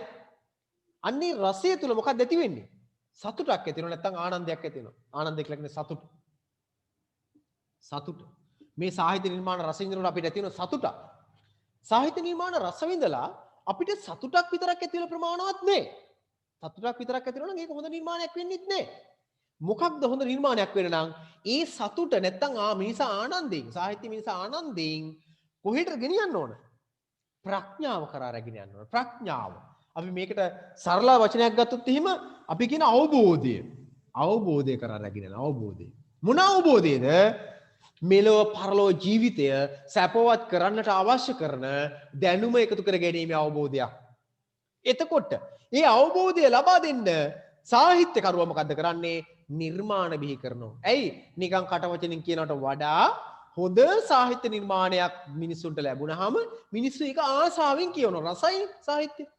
ඉතින් ඒ ආසාවෙන් රස විඳින සාහිත්‍ය නිර්මාණය රස විඳලා ඉවරනන් පස්සේ ඒ සාහිත්‍ය නිර්මාණයේ රස විඳ කෙනාට යමක් ඉතුරු වෙනවා ජීවිතේට. රසය කියන එක ඇති වෙලා නැති වෙලා යනවනේ. මතක් වෙලාට විතර ආපු රසය ඉන්නේ. හැබැයි ඊට අමතරව දෙයක් අපේ ජීවිතේට එකතු වෙනවා. ඕනෑම සාහිත්‍ය නිබන්ධනයක් නැත්නම් ඕනෑම සාහිත්‍ය කොටසක් කියවුවාම ඕනෑම සාහිත්‍ය කොටසක් රස විඳහම මොකක් වෙනවද? අපේ සාහිත්‍ය නිර්මාණයේ රස විඳන් පස්සේ අපිට මොන හරි දෙයක් එකතු වෙන්න ඕන ජීවිතේට. දැන් ඔයගොල්ලන්ට තේරෙනව මොන හරි දෙයක් මම මේ කියන හදන දේ ගැන. එතන හාමි කියන ජනකතාව කියවුවාම ඔයගොල්ලොන්ට කියවලා ඇති මං හිතන්නේ කියවුවාම ඔයගොල්ලොන්ට අවසානයේ මොන හරි දෙයක් ඉතිරි වෙනවනේ. රසයත් එක්ක තව දෙයක් එකතු වෙනවා. අපි මොන හරි දෙයක් අපේ ජීවිතේට එකතු කර ගන්නවා. අර එතන හාමි ජනකතාව කියනකොට ඔයගොල්ලෝ රසයක් ආවනේ. ඒක තමයි මිනිසා රසයට එකතු කරනවා කියලා කියන්නේ සාහිත්‍යයේ. ඒ රසය විතරක් නෙමෙයි. ජනකතාව කියලා ඉවරනම් පස්සේ ඔයගොල්ලෝගේ බුද්ධියට යම් කිසි දැනුමක් එකතු වුණා, අවබෝධයක් ආවා. එහෙනම් මිනිස්සුන් පස්සේ මෙන්න මෙහෙම ජීවිතේට මුහුණ දෙනවා. මෙන්න මෙහෙම අකරතැබ්බ වෙන්න පුළුවන්. අපිටත් ඒ වගේ අකරතැබ්බ වෙන්න පුළුවන්. මිනිස්සු මීට වඩා සිහිබුද්ධියෙන් කටයුතු කරනවා. අපි රැවටෙන්න හොඳ නැහැ කාටවත්. අන්න ඒ වගේ දැනුමක් ආවේ කොහොමද? ඒක මටත් කියන්න පුළුවන් වුණා. අපි මිනිසුන් රැවටෙන්න හොඳ නැහැ. නේ තව කෙනෙක් වුණත් ඔයගොල්ලන්ට කියන්න පුළුවන්. හැබැයි එහෙම කියනට වඩා කතාවක් රස විඳලා අපි ගන්න දැනුම. අර කතාවක් රස විඳලා ඉවරනම් පස්සේ අපිට එන අවබෝධය හොඳට අපිට අවබෝධ වෙලා තියෙනවා. ඒ එන දැනුම අපිට හොඳට අවබෝධ වෙලා තියෙනවා. නිසා මතක තබා ගන්න. සාහිත්‍ය නිර්මාණයක් රස විඳීමෙන් අනතුරු අපිට අපේ ජීවිතේට යමක් එකතු වෙන්න ඕන. ඒ එකතු වෙන්නට ඕන සතුටු නැත්නම් ආනන්දයෙන් යුක්තවයි. ආනන්දයෙන් යුක්තවයි. ඔයගොල්ලෝ දන්නවා අපේ සාහිත්‍ය කියලා කියන්නේ හැම එකක්ම නිදරුවනේ. පොතපත විතර නෙවෙයි සාහිත්‍ය කියලා කියන්නේ. නාට්‍ය, වීදි නාට්‍ය, ওই නාට්‍ය හැම එකක්ම. ඊට පස්සේ ඔයගොල්ලෝ ගත්තොත් එහෙම චිත්‍රපට, ගුවන් විදුලි නාට්‍ය නේද? රූපවාහිනී නාට්‍ය කියලා කියන්නේ අපි රස එකතු කරන එකක්නේ. හැබැයි ওই බොහෝ දේවල් වල අපේ ජීවිතයේ යහපත් මගට ගන්න. මේ සමාජයක් යහපත් මගට ගන්න දේවල් ඊටාම අඩුයි. ජීවිතය යහපත් මගට ගන්න දේවල් ඊටාම අඩුයි. එතකොට මොකද වෙන්නේ? සමාජයට යහපතක් එකතු වෙන්නේ නැහැ. ඒ නිසා අපි මතක තබා ගන්න ඕන. මොකක්? ඔයගොල්ලෝගේ මං අවසානයේ අහනවා. මේ කතාව ආශ්‍රයෙන් අපේ ජීවිතයට අවසාන වශයෙන් එකතු වෙන්නේ මොනවද කියලා. අපේ ජීවිතේ එතන හාමිගේ ජන කතාව ආශ්‍රයෙන් අපි අවසාන වශයෙන් අපේ ජීවිතේ අපිට අවබෝධයක් අපේ ජීවිතේට අපිට කවුරුවත් කියලා දීපු නැති දේවල් පිළිබඳ අවබෝධයක් අපි ගන්නවා. අන්න ඒක තමයි මම කිව්වේ. එතන හාමි ජන කතාව අපි කියුවාම ඒකෙන් අපිට ආනන්දයක් ඇති වෙනවා. ඒ ආනන්දය තුලින් අපි මොකක්ද ඇති වෙන්නේ? නිර්මාණය අවසන් වුණාන් පස්සේ අපිට ආනන්දයත් එක්කම අපි ඔය එකගෙන යනවා කොහෙටද? ප්‍රඥාව කරා රැගෙන යනවා. අපිට අවබෝධයක් ජීවිත පිළිබඳ අවබෝධයක් ලබා දෙනවා. මේ සමාජ ජීවත් වෙන්න ඕන කොහොමද කියලා අපිට කියලා දෙනවා. ඕක තමයි ඔයගොල්ලන්ට හැපදාම. ඒ නිසා සාහිත්‍ය කියලා කියන්නේ විභාගෙට ප්‍රශ්න වලට පිළිතුරු ලියන එකක් විතරක් නෙවෙයි අපිට අපේ ජීවිතය කියලා දෙන එක හොඳ නැත්නම් ඊටාම ලේසින් ජීවිතය කියලා දෙන්න පුළුවන් එක්තරා වැදගත් මාධ්‍යයක් තමයි සාහිත්‍ය කියලා කියන්නේ. නිසා පළවෙනි පාඩමේ ඉඳලා අවසාන පාඩම දක්වා තියෙන සෑහෙම සාහිත්‍ය නිර්මාණයකින් එක එක දේවල් පිළිබඳව අපිට කියලා දෙනවා. මේ ජන කතාව ආශ්‍රිතත් එහෙමයි. ඔයගොල්ලෝ 7 වසරේ ඉගෙන ගත්ත ජන කතාව මතක් කරන්න. 6 වසරේ ඉගෙන ගත්ත ජන කතාව මතක් කරන්න. මොකද අපි 6 වසරේ ඉගෙන ගත්ත ජන කතාව නරිනයිදී රැවටිච්ච කියන එක ඉගෙන ගත්ත කී වසරේද? 6 වසරේ. 7 වසරේ ඉගෙන ගත්තේ මොකද්ද අපි එතකොට? ගොවිබිරියගේ නුවණ. ගොවිබිරියගේ නුවණ. දැන් ඔයගොල්ලෝ මේ කතා දෙකම මතක් වෙනවා. ඊටාම රසවත් නේද කතා දෙක? ඔව්. ඊටාම රසවත්. ඔයගොල්ලෝ රසය විතරක් නෙවෙයි. ඔයගොල්ලෝ තව දේවල් ඒකෙන් ඔයගොල්ලෝ ඉගෙන ගන්නට ඕන. මොනවද ඔයගොල්ලෝ ඉගෙන ගත්තේ ඒකෙන්? මට කියන්නකෝ අපි 6 වසරේ ඉගෙන ගත්ත නරිනදී රැවටිච්ච කියන පාඩමෙන් අපි ඉගෙන ගත්ත මොනවා හරි කාරණා ඔයගොල්ලෝ මතක් වෙනවද? ඉගෙන ගත්ත කියලා අපේ ජීවිතේට දැනුණු දැනුමක් මොන හරි එකතු කරලා තියෙන්නේ. මොනවද ඔයගොල්ලෝ එකතු කරගත්ත ජීවිතේට? ඒකේ. එක කාරණාවක් කවුරු හරි කියන්න මට. මොනවා හරි දෙයක් අපි ඉගෙන ගත්තා. තැනට සුදුසු විදිහට තීන්දුව తీරන අරගෙන ජීවත් වෙන්නේ කොහොමද? තව කවුරු කෙනෙක් එක තැනක විතර නෙවෙයි කතාවේ හැමතැනම ප්‍රධාන කාරණාවක් තමයි තැනට සුදුසු ආකාරයෙන් ජීවත් වෙන්නේ කොහොමද කියලා. ඊට අමතරව තව මොන වගේ දේවල්ද ඉගෙන ගත්තා අපි මේ කතාව තුළ. ඒවත් අපි සියුම් කාරණා ඉගෙන ගන්නවා අපි. ඒවත් කියන අදහසක් තියෙන්න ඕන අපිට. හරි කමන්නේ. අපි යමු අද මම ඒ 6 වසරේ 7 වසරේ පාඩම් දෙකේ තියෙන කොටස ඔයගොල්ලෝ කියව ගන්න ඕන. හරිනේ? කියව ගන්න ඕන. දැන් ඔයගොල්ලෝට මම මේ එකතු කරන්න හදන්නේ අපි අද දින අපි පාඩමට යමු පං කරලා.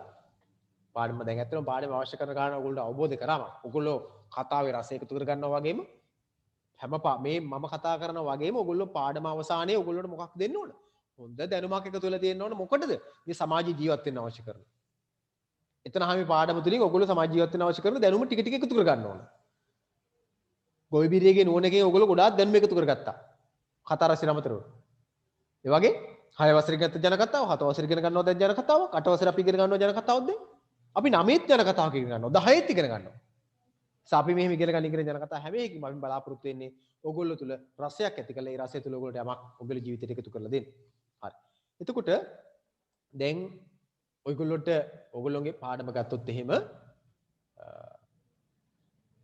මෙන්න මේ වගේ පොතක් ඔයගොල්ලෝ ලැබිලා ඇති. එතකොට ඔයගොල්ලෝ මේ පොතේ මම කිව්වා පොතට අපි අනිවාර්යයෙන් එකටම කරන්න ඕන දෙයක් තමයි කවරයක් දාන එක. ඒක පත්තර කොලයක් හරි කමන්නේ කවරයක් ස්ථාවර කවරයක් දාන ගන්න තමයි තියාගන්න.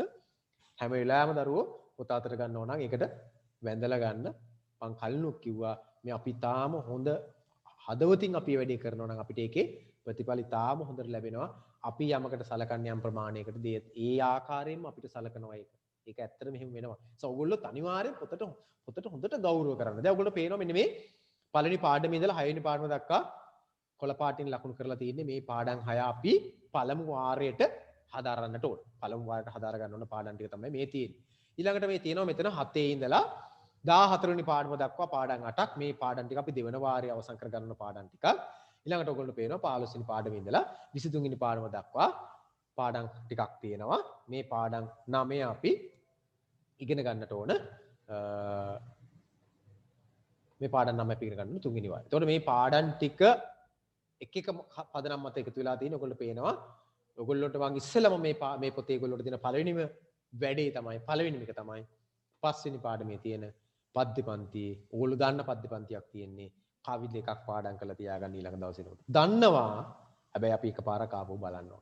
හරිද? ඔන්න 5 වෙනි පාඩමේ කවි තියෙන ඔයගොල්ලෝට පාඩම් කරන්න. ඊළඟට අපි ආපහු එනවා 11 වෙනි පාඩමේ ගීතයක්. ඒක අපි පාඩම් කරගන්න මේ වාරය අවසන් වෙනකොට. ඊළඟට අපි ආපහු එනවා 16 වෙනි පාඩමේ තියෙනවා කවි ටිකක් පාඩම් කරගන්නවා. දැන් මේව පාඩම් කරගන්නයි කියලා මම එකපාර පාඩම් කරන්න කියන එක නේ මම ඔයගොල්ලෝ ක්‍රමානුකූලව පස්සේ කරන්න ඕනේ. දැන් මම මතක් කරගෙන යන්නේ. වැඩි ටික කරන විදිය. ඊළඟට අපිට තියෙනවා අපු 17 sorry. ඊළඟට අපිට ආපහු තියෙන 21 වෙනි පාඩම මේ විදිහට පාඩම් 4ක් තියෙනවා අපිට පද්‍ය කොටස් ඇතුළත් කරලා තියෙන පාඩම් 4ක්. ඒ 4 අපි මේ වාරයේ මේ අවුරුද්ද අවසන් කරනකොට අපි එකින් එක සාකච්ඡා කරලා අවසන් කරගන්නවා. එතකොට අපි ඔයගොල්ලන්ට තියෙනවා පළවෙනි පාඩම ඔය නිබන්ධන ගණිපු කවුරු හරි එක්කෙනෙක්වත් ඉන්නවද මේ වෙනකොට? නිබන්ධන කට්ටිය ගණිපු කවුරු හරි ඉන්නවද? ඔව් සර්. හරි. ගත්තා සර්. හරි. නිබන්ධනේ ගණිපු කට්ටිය ගණිපු අපේ දරුවන්ට පොඩ්ඩක් ඕන බලා ගන්න පුළුවන්. ඒකේ තියෙන ක්‍රමවේද කොහොමද කියලා.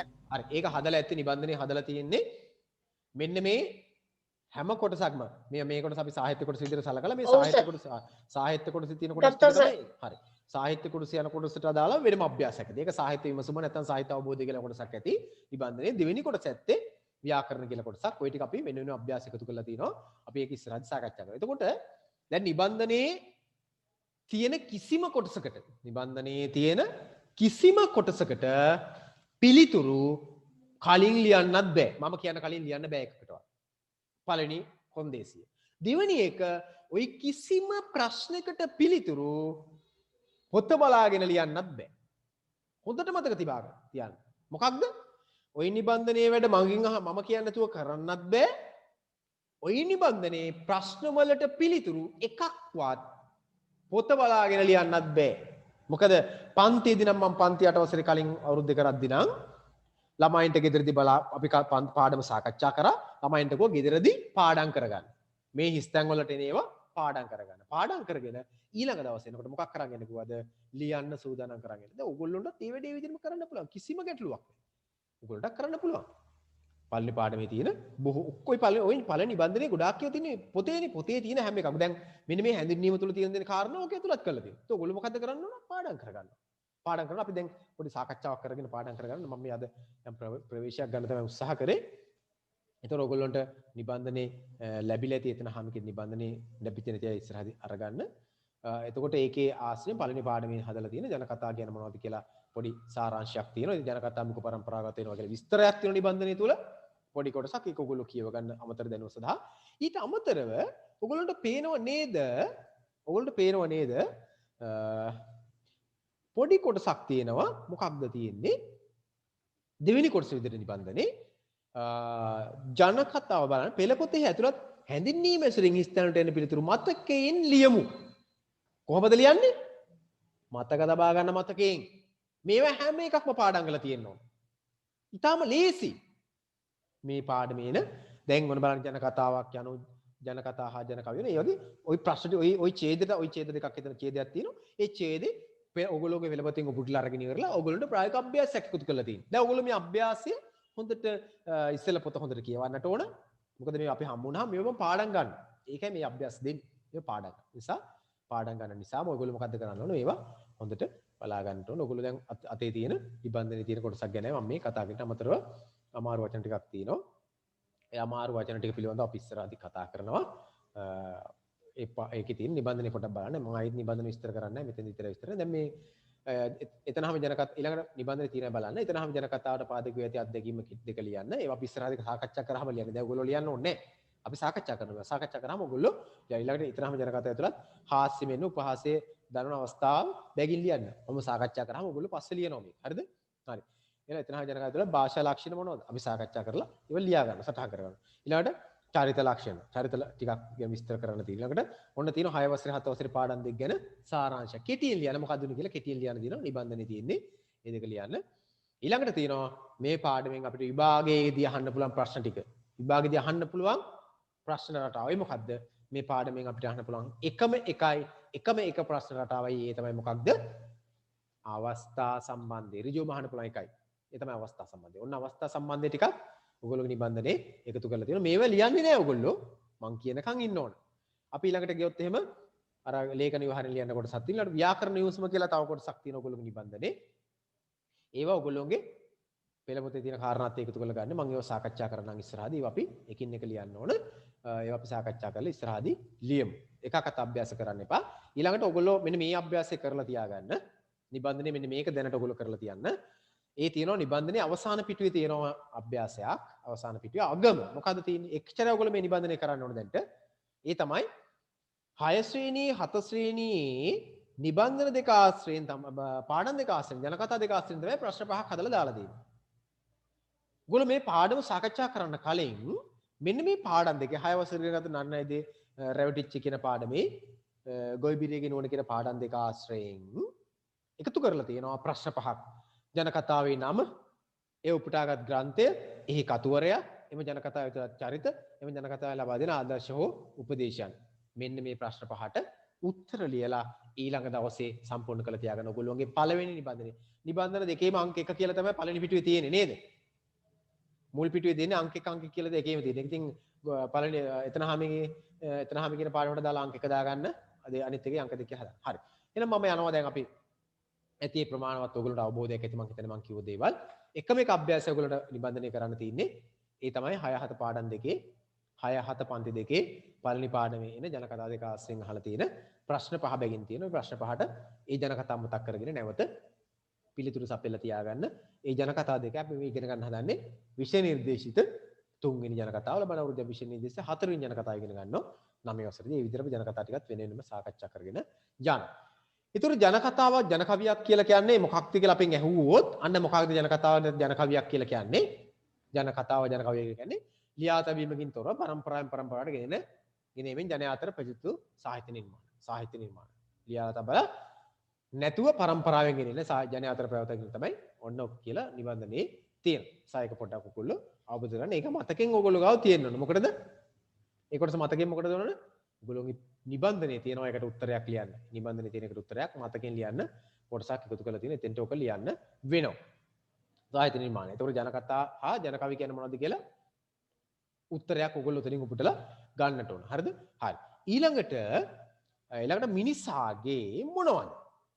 මිනිසාගේ ඒවත් හිස්තැනේ මතක තියෙන ලියා ගන්න ඕන. ලියන්න මතක තබා ගන්න ඕන. මිනිසාගේ දුක, වේදනාව, සතුට, විනෝදය හා බැඳුණු ජන සාහිත්‍ය අද වන විට ඒවා බිහි වූ සමාජය හා සම්බන්ධයක් නැති නූතන රසිකයන්ගේද රසවින්දනය බඳුන්නේ. ජනකතා ජනකවි වලින් මතක තබා ගන්න මිනිස්සුන්ගේ එදා ජීවත් වෙච්ච මිනිස්සුන්ගේ දුක පිළිබඳව අපි දැනගන්න ඒවයි. එදා මෙන්න මේ ඔයගොල්ලෝ ජනකතා බැලුවහම ඔයගොල්ලන්ට තේරෙනවා ජනකතා ජනකවි බැලුවහම තේරෙනවා මේ මිනිස්සු කොච්චර දුකක් විඳලා තියෙනවද? මේ මිනිස්සු කොච්චර වේදනාවක් ඒ කාලය තුල විඳලා තියෙනවද? ඒ වගේ මිනිස්සු විඳ සතුට මොන වගේද? උන් විනෝදුනේ කොහොමද? ආදී පිළිබඳ විවරණයක් තොරතුරු ටිකක් අපිට පුළුවන් ජනකතා ආශ්‍රයෙන් ලබා ගන්න. දැන් එතන හිස්තැනක් තියෙනවා ජන සාහිත්‍ය හා බැඳෙනවා අද වෙනටත් කියලා කොටසක් තියෙනවා හිස්තැනේ ලියා ගන්න මතක තබා ගන්න. ඒතර ඔන්න ඔය කියන කාරණා ටික මතක තබා ගන්න. හරිද? හරි. ඒතකොට මේ ටික කියව ගන්න ඉතුරු කොටස් ටික අවසාන වශයෙන් ගත්තොත් එහෙම ඒකේ පේනවා අපිට නේද? ජන සංස්කෘතිය අනුපතක්සේ සැලකෙන බැවින් ඒවා බිහි වූයේ සමාජ ජන ජීවිතයේ දීපේවිත හැදෑරීමටද වැදගත් වේ. පුරාණෝක්ති ඒ ටික මතක තබා ගන්න ඕන කොටසක්. පුරාණෝක්ති ඊළඟට මිත්‍යා කතා, උපමා කතා, වීර කාව්‍ය ආදී වශයෙන් ජන සාහිත්‍ය විවිධ ප්‍රභේද වේ. විවිධ ප්‍රභේද වේ. ඒවත් මතක තබා ගන්න ඕන. ජන සාහිත්‍යයේ ප්‍රභේද. ඔන්න ජන සාහිත්‍යයේ ප්‍රභේද මොනවද? පුරාණෝක්ති, මිත්‍යා කතා, උපමා කතා, වීර කතා. මේවා තමයි ජන සාහිත්‍යයේ ප්‍රභේද. වර්ග ප්‍රභේද කියලා කියන වර්ගනේ වර්ග. ජන කතාවක ප්‍රධාන අරමුණ පාඩම් කරගන්න ඕන. මොකක්ද ජන කතාවක ප්‍රධාන අරමුණ? කිසියම් ආප්තෝපදේශයක් හෝ උපහැරණයක් ගෙන හැරපෑමයි. දැන් මේකයි මම ඔයගොල්ලන්ට අර නිබන්ධනයේ අවසාන ප්‍රශ්න දෙක කරන්න කියලා කිව්වේ.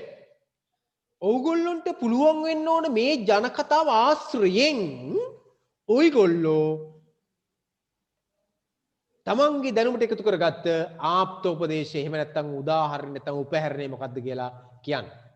ආප්තෝපදේශයක් කියලා කියන්නේ ආප්තයක් කියලා කියන්නේ වැඩි ආප්ත කියලා කියන්නේ වැඩි හිටියන් විසින් ලබා දෙන උපදේශවල. ආප්තෝපදේශ. මොනවද? ආප්තෝපදේශයක් කියන්නේ? ආප්තෝපදේශයක් කියන්නේ මට ඔයගොල්ලෝ දන්නවා. සාමාන්‍ය ආප්තෝපදේශයක් කියන්නේ? ආප්තෝපදේශයක් මොනද ආප්තෝපදේශයක් වේ? ආප්තෝපදේශයක් කියලා කියන්නේ වැඩි හිටියන් ලබා දෙන උපදේශ වගේ ස්වභාවයන්. මේ බලන්නකෝ. දිලිසෙන සියල්ල රත්තරන් නොවේ. ආප්තෝපදේශයක්. සෑම කළු වලාකුළකම නැත්නම් සෑම කළු වලාවකම රිදි රේඛාවක් ඇත. පෙරෙන ගලේ පාසි නොබෙදේ. උඩ පැන්නොත් බිම වැටේ. ඒ වගේ ඒවා තමයි ආප්තෝපදේශ කියලා කියන්නේ. ඒතකොට ඒ වගේ මොකක් හරි ආප්තෝපදේශයක් හෝ උපහැරණයක් මෙන්න මේතන හාමිකේ ජන කතාවෙන් ඔබට ලබා දෙනවලු. ඒක ගැන ඔයගොල්ලන්ට අදහසක් තියෙන්නට ඕන. එතකොට ඒ මොකද්ද කියලා ඔයගොල්ලන්ට මතක තබා ගන්නත් අවශ්‍යයි. ඊළඟට බලන්න මිනිස් මහිමේ තන්වැසි නුවණ හා විචක්ෂණ භාවයට ප්‍රකට කිරීම ජන කතාකරුගේ පරමාර්ථය. ජන කතාකරුගේ පරමාර්ථය මොකද්ද කියලා ඔයගොල්ලන්ට මතක තියෙන්න ඕන. මිනිස් මහිමේ වටිනාකමනේ තන්වැසි නුවණ තැනට සුදුසු නුවණ කියන එක විචක්ෂණ භාවය. බොහෝම උපක්‍රමශීලීව කටයුතු කිරීම. විචක්ෂණ හොඳට හිතලා බලලා වැඩ කරන එක. ප්‍රකට කිරීම තමයි. එතකොට මිනිස්සාගේ වටිනාකම, අදාළ තැනට සුදුසු නුවණ, පරීක්ෂාවෙන් කටයුතු කිරීම ආදී කාරණා පිළිබඳව තමයි ජන කතාකරුවා තමන්ගේ නිර්මාණ කිරීමේ පරමාර්ථය බවට පත් කරගෙන තියෙන කියන එකත් එතන මතක් කරලා තියෙනවා. හරි. ඊළඟට අපි ගියොත් ඒක අපි හැඳින්වීම ඔච්චරයි. ඔයගොල්ලෝ මතක තබා ගන්න කියන හැඳින්වීම මොකක්ද කියලා කියන එක මතක තබා ගන්නට ඕන. දැන් අර ඔයගොල්ලෝ නිබන්ධනයේ අවසාන පිටුවේ කාරණා වලට උත්තර පෙළ පොතේ නැතුව ඇති. නැත්තම් හොයන්න එපා. තියෙන ඒවා විතරක් හොයන්න. හරිද? තියෙන ඒවා විතරක් හොයන්න. නැති දේවල් හොයන්න බෑනේ. හරි.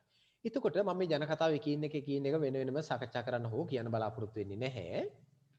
හැබැයි ඔයගොල්ලෝ කතාව කියවගෙන තියෙන නිසා මම මේකේ අදහසක් ඔයගොල්ලන්ට ඔබගේ අවධානයට ගන්නට ඕන. අපිට මේ කතාව ඉවර කරගන්න බෑනේ ඇත්තටම කතාව කිව්වොත්. අපි ඊළඟ දවසේ මේක සාකච්ඡා කරනවානේ. ඒකේ අමාරු වචන ටිකක් තියෙනවා. අපි අමාරු වචන ටික වෙනම හදාර ගන්නට ඕන. ඊළඟට ඔයගොල්ලෝ මේ කතාවට දාලා යම් යම් කාරණා ටිකක් තියෙන ඒවා පිළිබඳව අදහසක් ඉතුරු ගන්නට ඕන. එතකොට දැන් ජන කතාවක් කියලා කියන්නේ හොඳට දැන් මේක පන්ති වුණා නම් මම කියනවා පොත වහලා ඔයගොල්ලෝ S2 පියාගෙන නිශ්ශබ්දව අහගෙන ඉන්න කියලා. දැන් මේකට මේ වෙලාවේ ඒක කරන්න බෑ අපිට. මට පේන්නේ නැහැ ඔයගොල්ලෝ නිශ්ශබ්දව අහගෙන ඉන්නවද කියලා. S2 පියාගෙන ජන කතාවක් කියලා කියන්නේ මොකක්ද දරුවෝ? අහගෙන ඉඳලා රස විඳින්න හදපු කතාවක්. දැන්නේ මේවා ලියලා ලේඛනයේ තුලාවේ.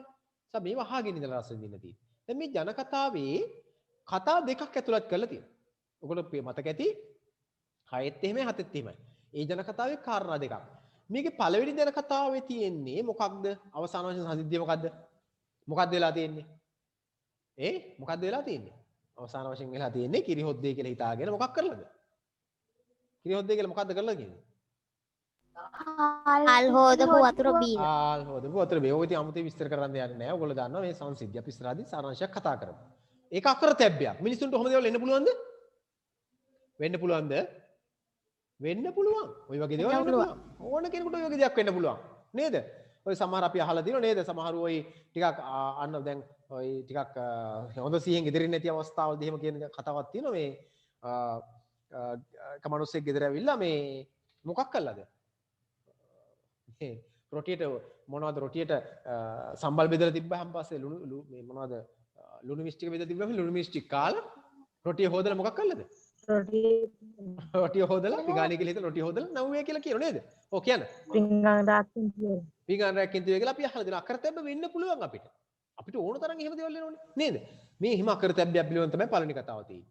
දෙවෙනි කතාව තියෙන්නේ ඒ මොකද්ද? අපි තැන්න සුසු නුවණින් කටයුතු කරන්න ඕන. දැන් පළවෙනි කතාවේ මොකද්ද කියන්නේ? විචක්ෂණ භාවය. මොකද්ද පළවෙනි කතාවෙන් කියන්නේ? අන්න අර හැඳින්වීම තිබ්බ මොකද්ද? විචක්ෂණ භාවය. මොකද්ද විචක්ෂණ භාවය කියලා කියන්නේ? හොඳට හොයලා බලලා අවබෝධයෙන් යුක්තව කටයුතු කරන්නට ඕන. නිකන් ආවට ගියාට තිබුණට පළිට කරන්නේ නැතුව. මම ඒක ඉස්සරහදී කියලා දෙන්නම්. කතා කරන්න අපි ඔය ගැන. කතා කරමු අපි ඉස්සරහදී ඒක. ඔයගොල්ලන්ට කතා කරන්න මම ඒක. ඊළඟට දෙවෙනි කතාවේ තියෙන්නේ මොකක්ද? දෙවෙනි කතාවේ තියෙන්නේ තැනට සුදුසු මොකද්ද? නුවණින් කටයුතු නොකිරීම නැත්නම් අවස්ථාව උත්පත්ති කටයුතු නොකිරීම නිසා නැත්නම් අපි අමාරු වෙටන අවස්ථා පිළිබඳව තමයි දෙවෙනි කතාවේ තියෙන්නේ. පළවෙනි කතාවේ තියෙන්නේ විචක්ෂණ භාවයෙන් තොරව කටයුතු කියේ දෙවෙනි කතාවෙන් තියෙන්නේ සුදුසු ආකාරයෙන් අවබෝධයෙන් යුක්තව කටයුතු නොකිරීම කියන කාරණා දෙක. හරි. මම ඔයගොල්ලෝ කියව ගන්න මම එකපාරක් කතාව නිකන් කියවගෙන යනවා. කියවලා ඉවරලා මම ඔයගොල්ලන්ට මේකේ අමාරු වචන පිළිබඳ අදහසක් වෙනම එකතු කරනවා. දැනට කතාව විතරක් කියවනවා. ඔයගොල්ලොත් හොඳට බලාගෙන කතාව දිහා ගැටලුවක් තියෙනවා අහන්න ඉස්සෙල්ලා. මම හිතනවා ගැටලුවක් නැහැ කියලා. හරිද? ඔයගොල්ලෝ මේ ඔයගොල්ලන්ගේ ස්ක්‍රීන් එක දිහා බලාගෙන ඉන්නත් ඔයගොල්ලන්ට පුළුවන් මේ කතාව කියවගෙන යන්න. මමත් කියවනවා. ඔයගොල්ලොත් කියව ගන්න. මනසින් කියව ගන්න. හරිද? කටගාය හැදෙනවා කියලා ලෙඩක් තියෙනවා ගම්වල. කටගාය කියලා කියන්නේ කටේ තුවාල බිබිලි ඒ වගේ එකක්. ඒකේ කාලෙක හැදෙන අසනීපයක් කියලාලු කියන්නේ. කටගාය කියලා කියන්නේ. ඒක හැදුනහම මිරිස් කියලා જાතියක් කන්න බෑ. මිරිස් වගේ දේවල් සැර දේවල් කන්න බෑ. කිරිහොදි හරි පොල් හරි එක තමයි බත් කන්න වෙන්නේ. මොකද සැර කන්න බැරුණෙන් පස්සේ කිරිහොද්දක් හදලා හරි එහෙම නැත්නම් පොල් එක්ක හරි තමයි බත් කන්න වෙන්නේ. එක ගමක එතන හාමි කියලා ගෑණියෙක් හිටියා. එතන හාමි නම මතක තබා ගන්න අවස්ථා සම්බන්ධව පළවෙනි චරිතයේ නම මොකද්ද? කියන්න කවුරුත් මොකද්ද නම? එතන හාමි මොකද්ද නම? එතන හාමි. අන්න හරි. කොතන හාමිද? එතන හාමි. හරිනේ? හරි. හරි. ඒ ගමෙන් හරි. ඒ ගමෙන් එක කාලයක කටගාය කියන ලෙඩේ හැදුනා. ඒ ගමෙත් එක කාලයක හැදලා දිනු කටගාය කියන ලෙඩේ. එතන හාමි. ඉතින් උන් දැන් මොකද කළේ? එතන හාමි මොකද්ද කරේ? කිරිහොද්දක් හදලා බත් උයලා තියලා නාන්න ඕන කියලා වත්ත පහල ලිඳට ගියා. ඔය ඉස්සර ගෙවල් වල වත්ත පහල තමයි ලිඳ තිබුණේ. දැන් ওই ටැප් වතුර ගෙවල් වලට ආවා වගේ නෙවෙයි. ඉස්සර ලිඳ තිබුණේ වත්ත පහල ඊටාම අලංකාරව ස්වභාවික වතුර ටික දැන් වගේ නෙවෙයි. යන අතරමඟදී උන්ද කියලා කියන්නේ කවුද මෙතන? එතන හාමි. උන්ද දැක්ක හේනේ ඉඳලා දෙවැට දිගේ ගෙදරින යාගේ මිනිස්සයා ඩිංගිරාලා. ඔන්න දෙවෙනි නම මොකක්ද? ඩිංගිරාල. මොකද්ද නම? ඩිංගිරාල. ඩිංගිරාල. ඩිංගිරාල. එතන හාමි ඩිංගිරාලයි දෙන්න තමයි ගැන තමයි මේ කතා කරන්නේ. මේ ඇහුණද බත්තු වෙලා ඇති බෙදාගෙන කාපල්ලා. බත්තු වෙලා ඇති බෙදාගෙන කාපල්ලා කියලා කිව්වා. කවුද කිව්වේ? එතන හාමි කිව්වේ. කාටද කිව්වේ? එතන හාම්. කාටද කිව්වේ? ඩිංගිරාලට කිව්වේ. මොන අවස්ථාවේද කිව්වේ? උයලා තියලා නාන්න යන අවස්ථාවේදී දෙවටදී එයාගේ මිනිස්සේ හම්බුණු විට කියාගෙන එතන හාමි නාන්න ගියා. නාන්න ගියා. මේ උන්දැත් ගෙදර ඇවිත් මේ උන්දැත් කියලා කියන්නේ කවුද මෙතන? ඩිංගිරාල. ගෙදර ඇවිත් බත් කන්න ඕනේ කියලා හිතාගෙන කුස්සියට ගියා. මඩක්කුවේ කිරි හොදිත් තියෙනවා. මඩක්කුව කියලා කියන්නේ මොකද්ද? මැටි කෝප්පය වගේ එකක්. හරිද? මැටි කෝප්පය වගේ එකක්. එහෙම නැත්නම් අපි ඒකට කියව මේ නෑම්බිලිය වගේ අන්නේ වගේ එකක්. තියෙනවා දැක්කා. මිනිහටත් කටගාය හැදිලා තිබුණේ. කටගාය කියලා කියන්නේ කටේ බිබිලි ඇවිල්ලා තුවාල හැදිලා තිබුණේ. මිනිහට හරි බඩගිනි. ඩිංගිරාලට හරිම බඩගිනි. මුට්ටියෙන් බත් බෙදාගෙන අර හොදි ටිකකුත් දමාගෙන බඩ පුරාම ඩිංගිරාල බත් කෑවා. බඩ පිරෙන්න කෑවා. හැබැයි හොදි ගත්තේ කොහෙන්ද? මඩක් විතිච්චේව ගත්තේ. ටික වෙලාවකින් එතන හාමි නාගෙන ගෙදර ආවා. ඈ බං යෝධියේ මොකද උඹට වෙනදට අර වගේ රස හොද්දක් හදන්න බැරි? අද නම් බඩ පිරෙන්නම බත් කෑවා කියලා ඩිංගිරාල කියාපි. ඩිංගිරාල තව පුරාජේරුවත් කියනවා තමන්ගේ උන්ද හදපු හොද්දේ. හරිද? ඊළඟට කියලා ගිහින් වැල්ලැඳේ දිගාවන හොද්දට බඩකට පිරෙන්න කාලා වැල්ලැඳේ දිගාවන. වැල්ලැඳක් දැකලා තියෙනවද අපේ අය? දැන් නම් ඉතින් ඇත්තටම අඩේ වැල්ලැඳවල් එහෙම දකින්න. අපි වැල්ලැඳ එහෙම නැත්නම් ඉස්සර තිබුණ බුරුවැඳ කියන එකක් නේද? බුරුවැඳ දැකලා තියෙනවද? වැල්ලැඳ කියලා කියන්නේ වෙනම එකක්. දැකලා තියෙනවා සර් දෙකම. දෙකම දැකලා තියෙනවා. ඉතාලම හොඳයි. ඉතාලම කලාතුරකින් තමයි දැන් මේ බුරුවැඳක් නැත්නම් වැල්ලැඳ කියන දෙකම දකින්න ලැබෙන්නේ. බුරුවැඳ කියලා කියන්නේ ඉතාලම අඩු ඉඩ කඩක අකුල වල තියන්න පුළුවන් එකක් නේද? හරි. එතන හාමිටත් එයා හදාපු කෑමල උජාරුව කිව්වම හීන් සතුටක් හිතේ ඈඳුනා. ඈත් බත් කන්න ගිහින් වළං වහුන් ඇරලා බැලුවා. දැන් ඔයගොල්ලෝද මතක තබා ගන්න අපිට කෑම ටිකක් උයලා දෙනවනේ. ඔයගොල්ලෝ අම්මා එහෙම උයලා දෙනවා. නැත්තම් අපි හිතමු කවුරු ගෙදර කෑම ටික උයලා දෙනවා කියලා. ඒ කෑම උයන අය හරිය ආසයි. අය උයපු කෑම වලට රසයි කියලා කිව්වහම කෑම අපිට හදලා දෙන අය ඊටාම කැමති. නිසා දැන් මෙතනත් එහෙමයි ඩිංගිරාලගේ ගෙදර උන්ද තමන්ගේ කෑම ටික රසයි කියලා ඩිංගිරාල කිව්වහම හිතට හීන් සතුටක් පොඩි සතුටක් ආවා. මොකද වෙනද එහෙම කියන්නේ නැති නිසා වෙන්නට ඇති. මේ ඇත්තටම ඔහේ බත් කෑවේ මොනව එක්කද? දැන් තමයි ප්‍රශ්නේ. මේ ඇත්තටම ඔහේ බත් කෑවේ මොනව එක්කද? කවුද අහන්නේ? මෙහෙම? එතන හාමි අහන්නේ. කාගෙන්ද අහන්නේ? ඩිංගිරාලගෙන් අහන්නේ. ඔය මම මේවා අවධාරණය කරන්නේ දරුවනේ. මේවා ඔයගොල්ලන්ට විභාගෙදී අහනවා. මේවා කවුද කිව්වේ කාටද කිව්වේ ඒකයි. හරිද? මේ හොදි හට්ටිය වහුන් කරලවත් නැහැ කියලා එතන හාමි බුදුමෙන් කිව්වා. එතන හාමි කියනවා මේ හොදි හට්ටිය වහුන් ඇරලවත් නෑනේ කියලා. ඇයි ඔය මඩක්වේ උඹලා තියපු හොදි වලින් මං ගත්තේ ඩිංගිරාලා ගන්න කර නැති. මං ඔය මඩක්වේ තිබිලා උඹලා තියපු හොදි වලින් තමයි ගත්තේ කියලා ඉච්චර ගණන් ගන්න නැතුව කිව්වා. දෙයියනේ මොනවද මේ කාලා තියෙන්නේ? මඩක්වේ තිබුණේ මං හාල් හොදපු වතුර ටිකනේ කියලා එතන හාමි කෑ ගැහුවා. අයියෝ මෙයා කාලා තියෙන්නේ මොනවද? හාල් පාන වතුර නැත්නම් හාල් හොදපු වතුර වලින් තමයි වතුරත් එක්ක තමයි බත් කාලා තියෙන්නේ. බලන්න හරියට හොයලා බලලා විචක්ෂණ බුද්ධිය යුක්තව කටයුතු කරාම මේ වගේ අකරතැබ්බ වලට ලක් වෙනවා. ඩිංගිරාලට හීන් දාඩි දාගෙන වගේ දැකුණා. මදේ ගෑණිගේ ඉවුම් පිහුම් අගේ කරන්න ගිහින් වෙච්ච දෙයක්. ඔන්න ඩිංගිරාලට වෙච්ච අකරතැබ්බයක් තමයි එතන කියන්න හදන්නේ. ඩිංගිරාලට විතරක් නෙවෙයි අකරතැබ්බ වෙලා තියෙන්නේ. ඊතර හාමිටත් අකරතැබ්බයක් වෙලා තියෙනවා. ඔය වගේ. බලමු මොකද්ද කියලා. මේ බලන්න. ඕම අකරතැබ්බ මේ දෙන්න දෙමහල හිටපු ගමන් වෙනවා. මේ වගේ අකරතැබ්බ මේ වගේ කරදර මේ දෙන්නට හිටපු ගමන් වෙනවා. එතන හාමිට එයාගේ අම්මගෙන් ලැබුණ හවරියක් තිබුණා. හවරිය දැකලා තියෙන්නේ කවුද? හවරිය දැකලා තියෙනවද? දැකලා තියෙනව නේද? හවරිය දැකලා තියෙන. දැකලා නැත්නම් අනිවාර්යෙන් හවරිය බලන්න. හවරිය මොකටද පාවිච්චි කරන්නේ? හවරිය මොකටද පාවිච්චි කරන්නේ? කොණ්ඩේ අඩුවෙන් පස්සේ තමයි හවරිය පාවිච්චි කරන්නේ නේද? විශේෂයෙන්ම ගෙහණු අය, අපේ වැඩිහිටි අය, වයසක අම්මලා, ආත්තම්මලා මොකක්ද කරන්නේ කොණ්ඩේ ටිකක් අඩු වෙනකොට කොණ්ඩ ගෙඩියක් ගැට ගහ ගන්න ඕන නම් හවරියක් පාවිච්චි කරලා කොණ්ඩේ ලොකු බව පෙන්වනවා.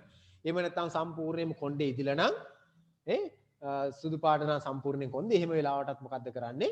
අර කළු පාට ටිකක් අරගෙන ඉවරලා සම්පූර්ණයෙන් කොණ්ඩේ ඉදිලා නැහැ කියලා පෙන්න ගන්න කොණ්ඩ ගෙඩියක් බොරුවට හදපු එකක් ගන්නවා. මේ හවරිය ගැන සින්දුවකුත් තියෙනවා අහලා තියෙනවද? හවරිය ගැන සින්දුවක් තියෙනවා අහලා තියෙනද? ප්‍රහසන දානවන එකක් hina යන එකක්. අහලා තියෙනව නේද? මොකද්ද සින්දුව? මොකද්ද සින්දුව? බලන්න. කොණ්ඩේ බැදපු හවරිය. හතලාමේ වෙච්ච දෙයට මක් කරන්නද? අහලා තියෙනව නේද? පුල්ලි ගොනා ගෙට පැනලා කම්බේ කඩාගෙන ගෙදර උන්ද කොණ්ඩේ බඳින හවරිය කාලා. දැක්කද? ගීතයක්. හතලාමේ වෙච්ච දෙයට මක් කරන්නද? පුල්ලි ගොනා ගෙට පැනලා කම්බේ කඩාගෙන ගෙදර උන්ද කොණ්ඩේ බඳින හවරිය කාලා. කොණ්ඩේ බඳින්නට විදියක් නැතේ කියලා ගීතයක් තියෙනවා. එතකොට මේ ගීතෙත් ඔන්නේ හවරියක් ගැන සඳහන් වෙන ගීතය. ඊටාම් ප්‍රහසන දනවන ගීතයක්. ඒතකොට දැන් මේ හවරිය නැති වෙලා. එතකොට කොහරි වැදගත් ගමනක් යනකොට ඒ හවරිය දාලා ලොකු කොණ්ඩයක් බැදගෙන මහ උජාරු දෙන හැටි බලන්න ඕන. කොණ්ඩ ගෙඩියක් ලොකුට හදා ගන්න නම් කොණ්ඩේ අඩු අය මොකද්ද කරන්නේ? හවරියක් භාවිතා කරනවා. මේ බලන්න. ඊළඟට මොකද වෙන්නේ? ඔන්න දවසක් ගෙදර හරිම කලබලේ. ගෙදර හරියට කලබලේ. මොකෝ? එතන හාමිගේ හවරිය නැති වෙලා. ගේ පුරාම හෙව්වා බැලුවා. නෑ හම්බ වුණේ. හරිම හිතට අමාරුයි. එතන හාමිට ශාස්ත්‍රයක්වත් අහලා බලන්න ඕනේ කියලා හිතාගත්තා. මොන ශාස්ත්‍රයක් අහන්න ඕනේ කියලා හිතාගෙන මොකක්ද කරන්න හදන්නේ? ඔහේ මොකද කියන්නේ? අපි දෙන්නේ 아무ද ශාස්ත්‍රයක්වත් අහන්න. හාමිනේ කියනවා. එතන හාමි කියනවා කාට ඩිංගිරාට. ඩිංගිරාල වැඩි ඔය ශාස්ත්‍ර ගුරුකම් වලට කැමති මිනිහෙක් නෙමෙයි. ඒත් එතන හාමිගෙන් ගැලවිලා ඉන්න පුළුවනේ. එතන හාමිගෙන් නම් කිසිම ගැලවිල්ලක් නෑ. බලන්න. හොඳයි යමල්ලායි කියලා ඩිංගිරාලත් ලෑස්තුණා ගමනට. බොහොම වෙහෙස වෙලා දෙන්නත් එක්ක ශාස්ත්‍ර කියන තැනකට ආවා. ශාස්ත්‍රකාරයා මායම් වෙලා ශාස්ත්‍රය කියන. මොකද්ද මායම් වෙලා කියලා කියන්නේ? මායම් වෙලා කියලා කියන්නේ ආරූඪ වෙලා නැත්තම් ආවේශ වෙලා නේද? ආරූඪ වෙලා නැත්තම් ආවේශ වෙලා දැන් ඔන්න ශාස්ත්‍රය කියන්න තමයි සූදානම් වෙන්නේ. මේ එක විදිහට ගන්න මට ඔක ඇක්ෂන් දාන්න බෑ මෙතන මට නැත්තම් පෙන්වන්න පුළුවන් විවිධයි විවිධ විදිහට තමයි ආරූඪ වෙන්නේ නේද? ගානෝ නේද? නේද? ගාලා කෑ ගහනෝ නේද? ඊළඟට කියන මේ දරුවා ඇවිල්ලා තින්නේ කියලා කියනවනේ මේ නරපණු ආවේ මොකටද කියලා අහනවා. මේ වගේ විවිධ මායම් ගන්නවා ශාස්ත්‍ර කියන අය. බලමු මෙතන. මේ ඇවිල්ලා ඉන්නේ නැතිනු දෙයක් ගැන අහන්නයි. හරිද? හරි. එතන හැම වැඳගෙන කියනවා. ඊළඟට මේකේ හැඩේ දිගටයක් තියෙනවා රවුමටක් තියෙනවා. හරිද? හරි. මේ කාටත් ප්‍රයෝජන වෙන දෙයක්. හරිද? හරි. හරි හරි කියලා එතන හැමි ඩිංගිරාලේ කන්ට කොතුරනවා. දැන් ඔන්න ඔක්කොම කියපේව හරි. ඉතින් මේ කොහොමත් හවරියක් නේද? නැතිනු දෙයක් නේ හොයන්න ඇවිල්ලා තියෙන. ඊළඟට මේක දිගටියට රවුමට දෙකටම තියෙනනේ. මේ ඔක අයි කියන දෙයක් තියෙනවායි. ඊළඟට මේ කාටට ප්‍රයෝජනවත් දෙයක් ඕයි. ඉතින් මේ ගොඩක් අයට ප්‍රයෝජනවත් වෙනවනේ. ඊළඟ ඩිංගිරා මේ හිතන හැමෙට දැන් හරි සතුටුයි. ඊළඟට බලන්න. ඔන්න ශාස්ත්‍රයේ හරියට කියවිගෙන යනවා නේද? ඔන්න එතන හාමි කියනවා හරියට දැන් ශාස්ත්‍රය කියවිගෙන යනවාද කියලා. මේක හරි බරසාර හින්දා දෙන්නෙක් එක්ක මාරුවෙන් මාරුවට කරගහගෙන ගෙනින් තියෙනවා ගෝණියක දමලා. දැන් තමයි වැඩේ. හවරියක් කොහෙද දෙන්නෙක් එක්ක අරන් යන්න ඕන කමක් තියෙනද? හවරිය කියන එක බර ඇති දෙයක්ුත් නෙවෙයි. ගෝණියක දාලා ගෙනියන්න පුළුවන් දෙයක්ුත් නෙවෙයි. බොහොම බර නැති ඔහොම සැහැල්ලු දෙයක් නේ. එහෙනම් එන්න අපිට පේන්නේ මොකද්ද මෙතන? ඔන්න වැරද්දක් වෙලා තියෙනව නේද? ඔන්න වැරද්දක් වෙලා තියෙනවා. දැන් තමයි වැඩේ තියෙන්නේ. ඊළඟට එතන හාමි කේන්තියෙන් එකපාරටම නැගිට්ටා. කීරවත් වෙන්න බෑනේ. ඈ බොලන්. හවරිය කොහොමද බරසාර දෙයක් උනේ? යහමල්ලා යන්න මේ බුරු ශාස්ත්‍ර වලට රැවටි නැතුව කේන්තිය පුපුර එතන හාමි ගස්සගෙන ඉස්සර උනා. ඔන්න එතන හාමි ඉස්සරලා. උඹ මේක එහෙමල් හවරිය හින්දා මගේ හේරි කුඹුරිය වැඩත් පාළුණා. ඩෙංගිරාල තරහෙන් මූණ දික් කරගෙන ගෙදර ආවා. මේ වෙලා තියෙන්නේ මොකක්ද දන්නවද? මේ ශාස්ත්‍රකාරයා ගමේ ඔත්තුකාරයෙක් දාලා තියෙනවා. එයා ඕපදුප හොයාගෙන ඇවිත් නැති වුණු දේවල් ගැන කියනවා. ඉස්සරින්දා රැකොටුවක අලහුරු ගෙනිහින් තිබුණා. ඉතින් ශාස්ත්‍රකාරයාත් වැරදිලා මේ ජෝඩුව ආවේ ඒක ගැන අහන්න කියලා හිතලයි ශාස්ත්‍රයේ අර එහෙම කියලා තිබුණේ. ඕන්න බලන්න එතන හාමිට වෙච්ච අකරතැබ්බයක් එතන හාමිටයි ඩිංගිරාලට. කලින් කෙලින්ම ඩිංගිරාලට වෙච්ච අකරතැබ්බයක් කිව්වා මෙතන ඍජුවම එතන හාමිට වෙච්ච අකරතැබ්බයක් පිළිබඳව විවරණයක් කරන්න. එහෙනම් අපිට දැන් ඔන්න මම මේ කොටස මෙතනින් අවසන් කරන මේ විදිහට මෙන්න මේ ප්‍රශ්න ටිකට ඔයගොල්ලෝ මම අර කිව්ව පළවෙනි පොතේ පාඩමේ මාතෘකාව ලියලා මේ අමාරු ප්‍රශ්න ටිකක් නොවන නිසා මම මෙහෙම කියන්නේ පාඩමේ ප්‍රශ්න ටිකට පිළිතුරු ලියලා සාහිත්‍යකද සාහිත්‍ය ලිඛිත පොතේ එකට ආන්න සාහිත්‍ය විමසුම කියන පොතේ පළවෙනි පොතේ සාහිත්‍ය විමසුම ලිඛිත අභ්‍යාස කරන්න ඕනද ඒකම? නෑ වෙන මුකුත් කරන්න එපා. මම කියන ටික විතරයි කරන්න තියෙන්නේ. හරිද? පළවෙනි කොටස අරගෙන පොතේ ඔයගොල්ලන්ට මම අර කිව්වා. මම අංකයකට මම පෙන්වනවා ඔයගොල්ලෝ කලින්. අංකයකට ඔයගොල්ලෝ පෙන්වුවා සාහිත්‍ය විමසුම කියලා කොටස. අන්නේ සාහිත්‍ය විමසුම කියන පොත අරගෙන ඉවරලා මාතෘකාව ලියලා මෙන්න මේ ටිකට උත්තර ලියන්න ඕන අවබෝධයේ ප්‍රශ්න පහ. ඊටාම ලේසි. හැබැයි දරුවනේ ඔයගොල්ලෝ මෙතුවක් සමහරට මේ විදිහට උත්තර ලියලා නැතුව ඇති. ඔයගොල්ලෝ උත්තර ලියන්න ඕන මම මේ දැන් කියන විදිහට. මම මේ දැන් කියන විදිහට. ඔයගොල්ලෝ ප්‍රශ්න ලියලා උත්තර ලියන්නේ නැහැ. එහෙනම් කොහොමද උත්තර ලියන්නේ? ප්‍රශ්නේ ලියලා නෙවෙයි උත්තර ලියන්නේ නම් කොහොමද උත්තර ලියන්නේ කියලා අහගන්න. මෙන්න මෙහෙමයි උත්තර ලියන්නට ඕන. ඔයගොල්ලෝ වෙනද මොකද්ද කරේ? ප්‍රශ්නේ ලිව්වා පිළිතුර ලිව්වා. දැන් ඕගොල්ලන්ට එහෙම ලියන්න දෙන්නේ නෑ. මම ප්‍රශ්නේ ලියලා උත්තර ලියන්න දෙන්නේ නෑ. ප්‍රශ්නේ ලියලා උත්තරේ ලියන්න දෙන්නේ නෑ. ඔයගොල්ලන්ට පොඩි වෙනසක් කරන්න වෙනවා. පොඩ්ඩක් ඉන්න. හෙලෝ. තාක්කල්. කරන මොකෝ? හරි හරි මම තියලා කියන්න. ඕකේ මේ ඩේට් ඔන් කරලා කියන්න. දැන් ඕන. හරි. කොහොමද එහෙනම් උත්තර ලියන්නේ මේ බලා ගන්න. අදින් පස්සේ සිංහල සාහිත්‍ය විෂය ව්‍යාකරණ කොටස නෙමෙයි සාහිත්‍ය කොටස. මේ අවබෝධය කියලා ප්‍රශ්න එනෝනේ හැම පාඩමකම. අන්න ඒ කොටසට උත්තර ලියන්න ඕන. මෙන්න මෙහෙමයි. ඔයගොල්ලෝ පෙන්නන්න බෝඩ් එකේ ලියලා. අදට විතරක් බෝඩ් එකේ ලියලා පෙන්නන්න. හරිද? ඊළඟ ඔයගොල්ලෝ උත්තර ලියනකොට ඒ රටාවට තමයි පිළිතුරු ටික ලියන්න ඕන. පළවෙනි ප්‍රශ්නේ තියෙන්නේ. ඔන්න මම අයින් කරනවා මේක ඔයගොල්ලෝ ගාව තියෙනනේ පොතේ ඒක බලා ගන්න. මෙන්න මෙහෙමයි උත්තර ලියන්නට ඕන. ව්‍යාකරණ සාහිත්‍ය විමසුම කියන පළවෙනි පාඩමට අදාළයි මේ ප්‍රශ්න ටික උත්තර ලියන්නේ. මෙන්න මෙහෙමයි ලියන්නේ. ප්‍රශ්නේ තියෙන්නේ ගමෙහි පැතිර ගිය රෝගය කුමක්ද? එහි රෝග ලක්ෂණ කුමක්ද? මගේ පිළිතුර මෙන්න මෙහෙමයි. ඔයගොල්ලෝ මේ විදිහට තමයි උත්තර ලියන්න ඕන. මෙන්න ප්‍රශ්නාංක ලිව්වා. ගමෙහි හොඳට බලා ගන්න. පැතිර ගිය ගමෙහි පැතිර ගිය රෝගය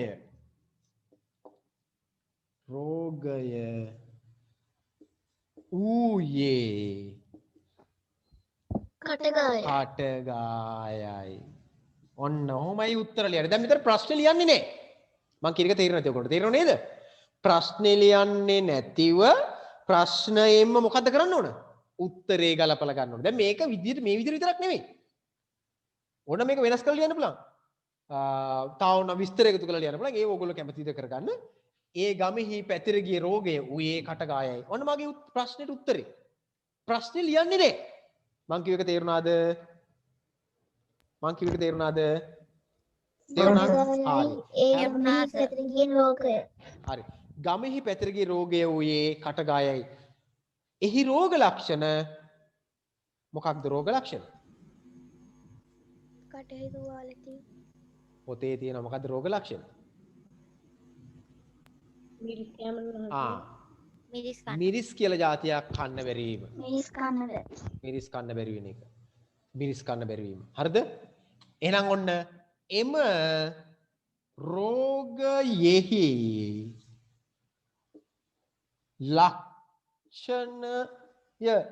ලක්ෂණය කියලා දාන්නේ ප්‍රශ්න උත්තරේ.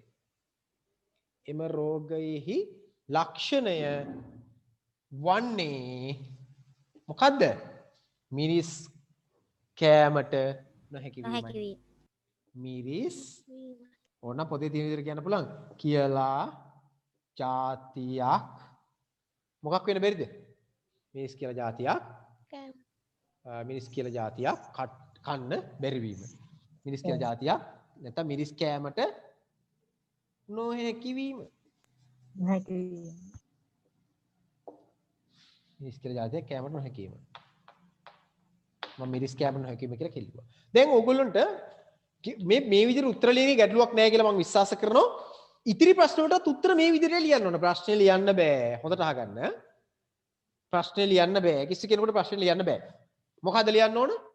ප්‍රශ්නේ නොලියා ප්‍රශ්නයෙන් උත්තරේ ලියන්න ඕන. මොකද්ද කරන්න ඕන? ප්‍රශ්නේ නොලියා ප්‍රශ්නයෙන් උත්තරේ ලියන්න ඕන. මේ බලන්න. උත්තරේ ලියන්න ඕන ප්‍රශ්නේ තුල. ගමෙහි පැතිර ගිය රෝගය ඌයේ කටගායයි.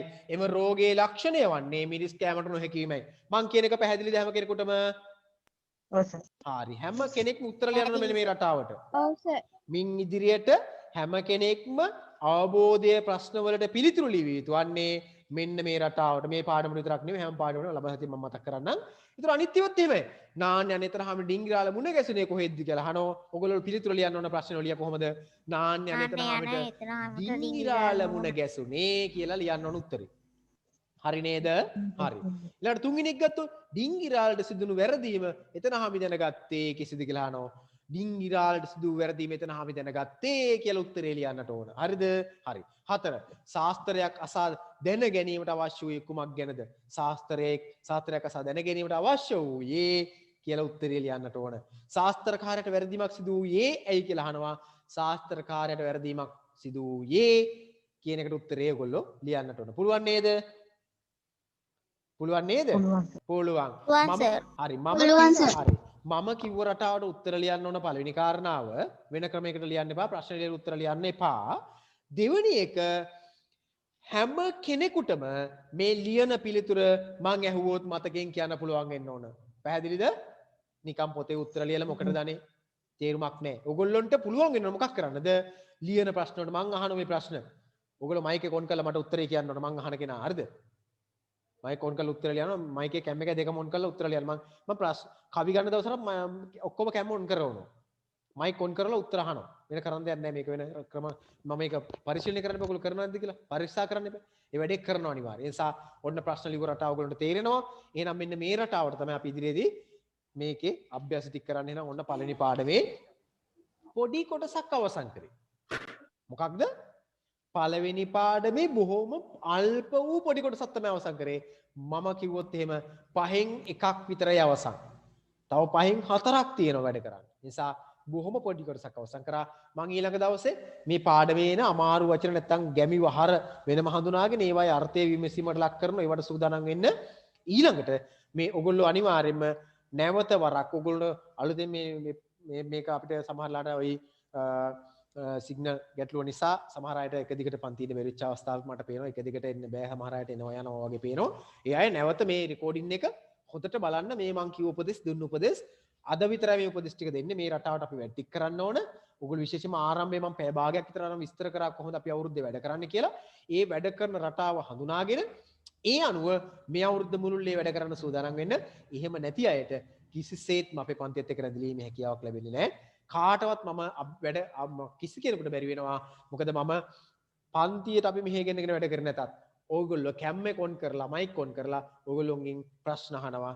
බැරි අය මම මොකද කරන්නේ? එහෙම උත්තර දෙන්න සූදානම් නැති අය මම සල්ලි කිව්වේ කියලා මම බලන්නේ නැහැ. දරුවනේ වැඩක් නැහැ. ඕගොල්ලෝගේ අම්මලා තාත්තලා දුක් මහන්සියෙන් හම්බ කරන සල්ලි මේවා.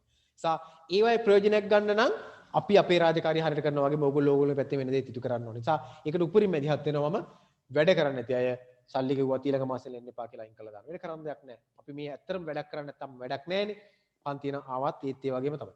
එහෙනම් ඔන්න අදට මම ඔතනින් නවත්තනවා. මම ඊළඟ පන්තියට යන්නට ඕන නිසාම කාට හරි ගැටලුවක් තියෙනවා විනාඩියක් තුන ඉතාම ඉක්මනින් අහන්න පුළුවන්.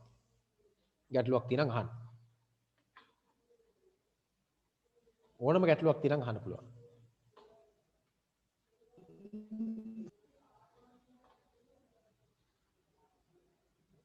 කතා කරපු දේවල් ගැන නැවත අහන්න එපා. මොකද ඔයගොල්ලන්ට කතා කරපු දේවල් පිළිබඳව ඔයගොල්ලන්ට පුළුවන් කතා කරපු දේවල් ගැන ඔයගොල්ලන්ට පුළුවන් අපේ මේ වෙබ් පේජ් එකට ගිහලා මේ රෙකෝඩින් එක මම එකතු කරනවා නෙතෙන්. එතකොට පුළුවන් ඔයගොල්ලන්ට ඒක දැනගන්න. දැනට ඔයගොල්ලෝ මේක වෙන අමතර දෙයක් තියෙන විතරක් අහන්න. හරිද? ශබ්දතාවයෙන් පේන කිසිම කාරණා සම්බන්ධයෙන් ගැටලුවක් නැති බවයි.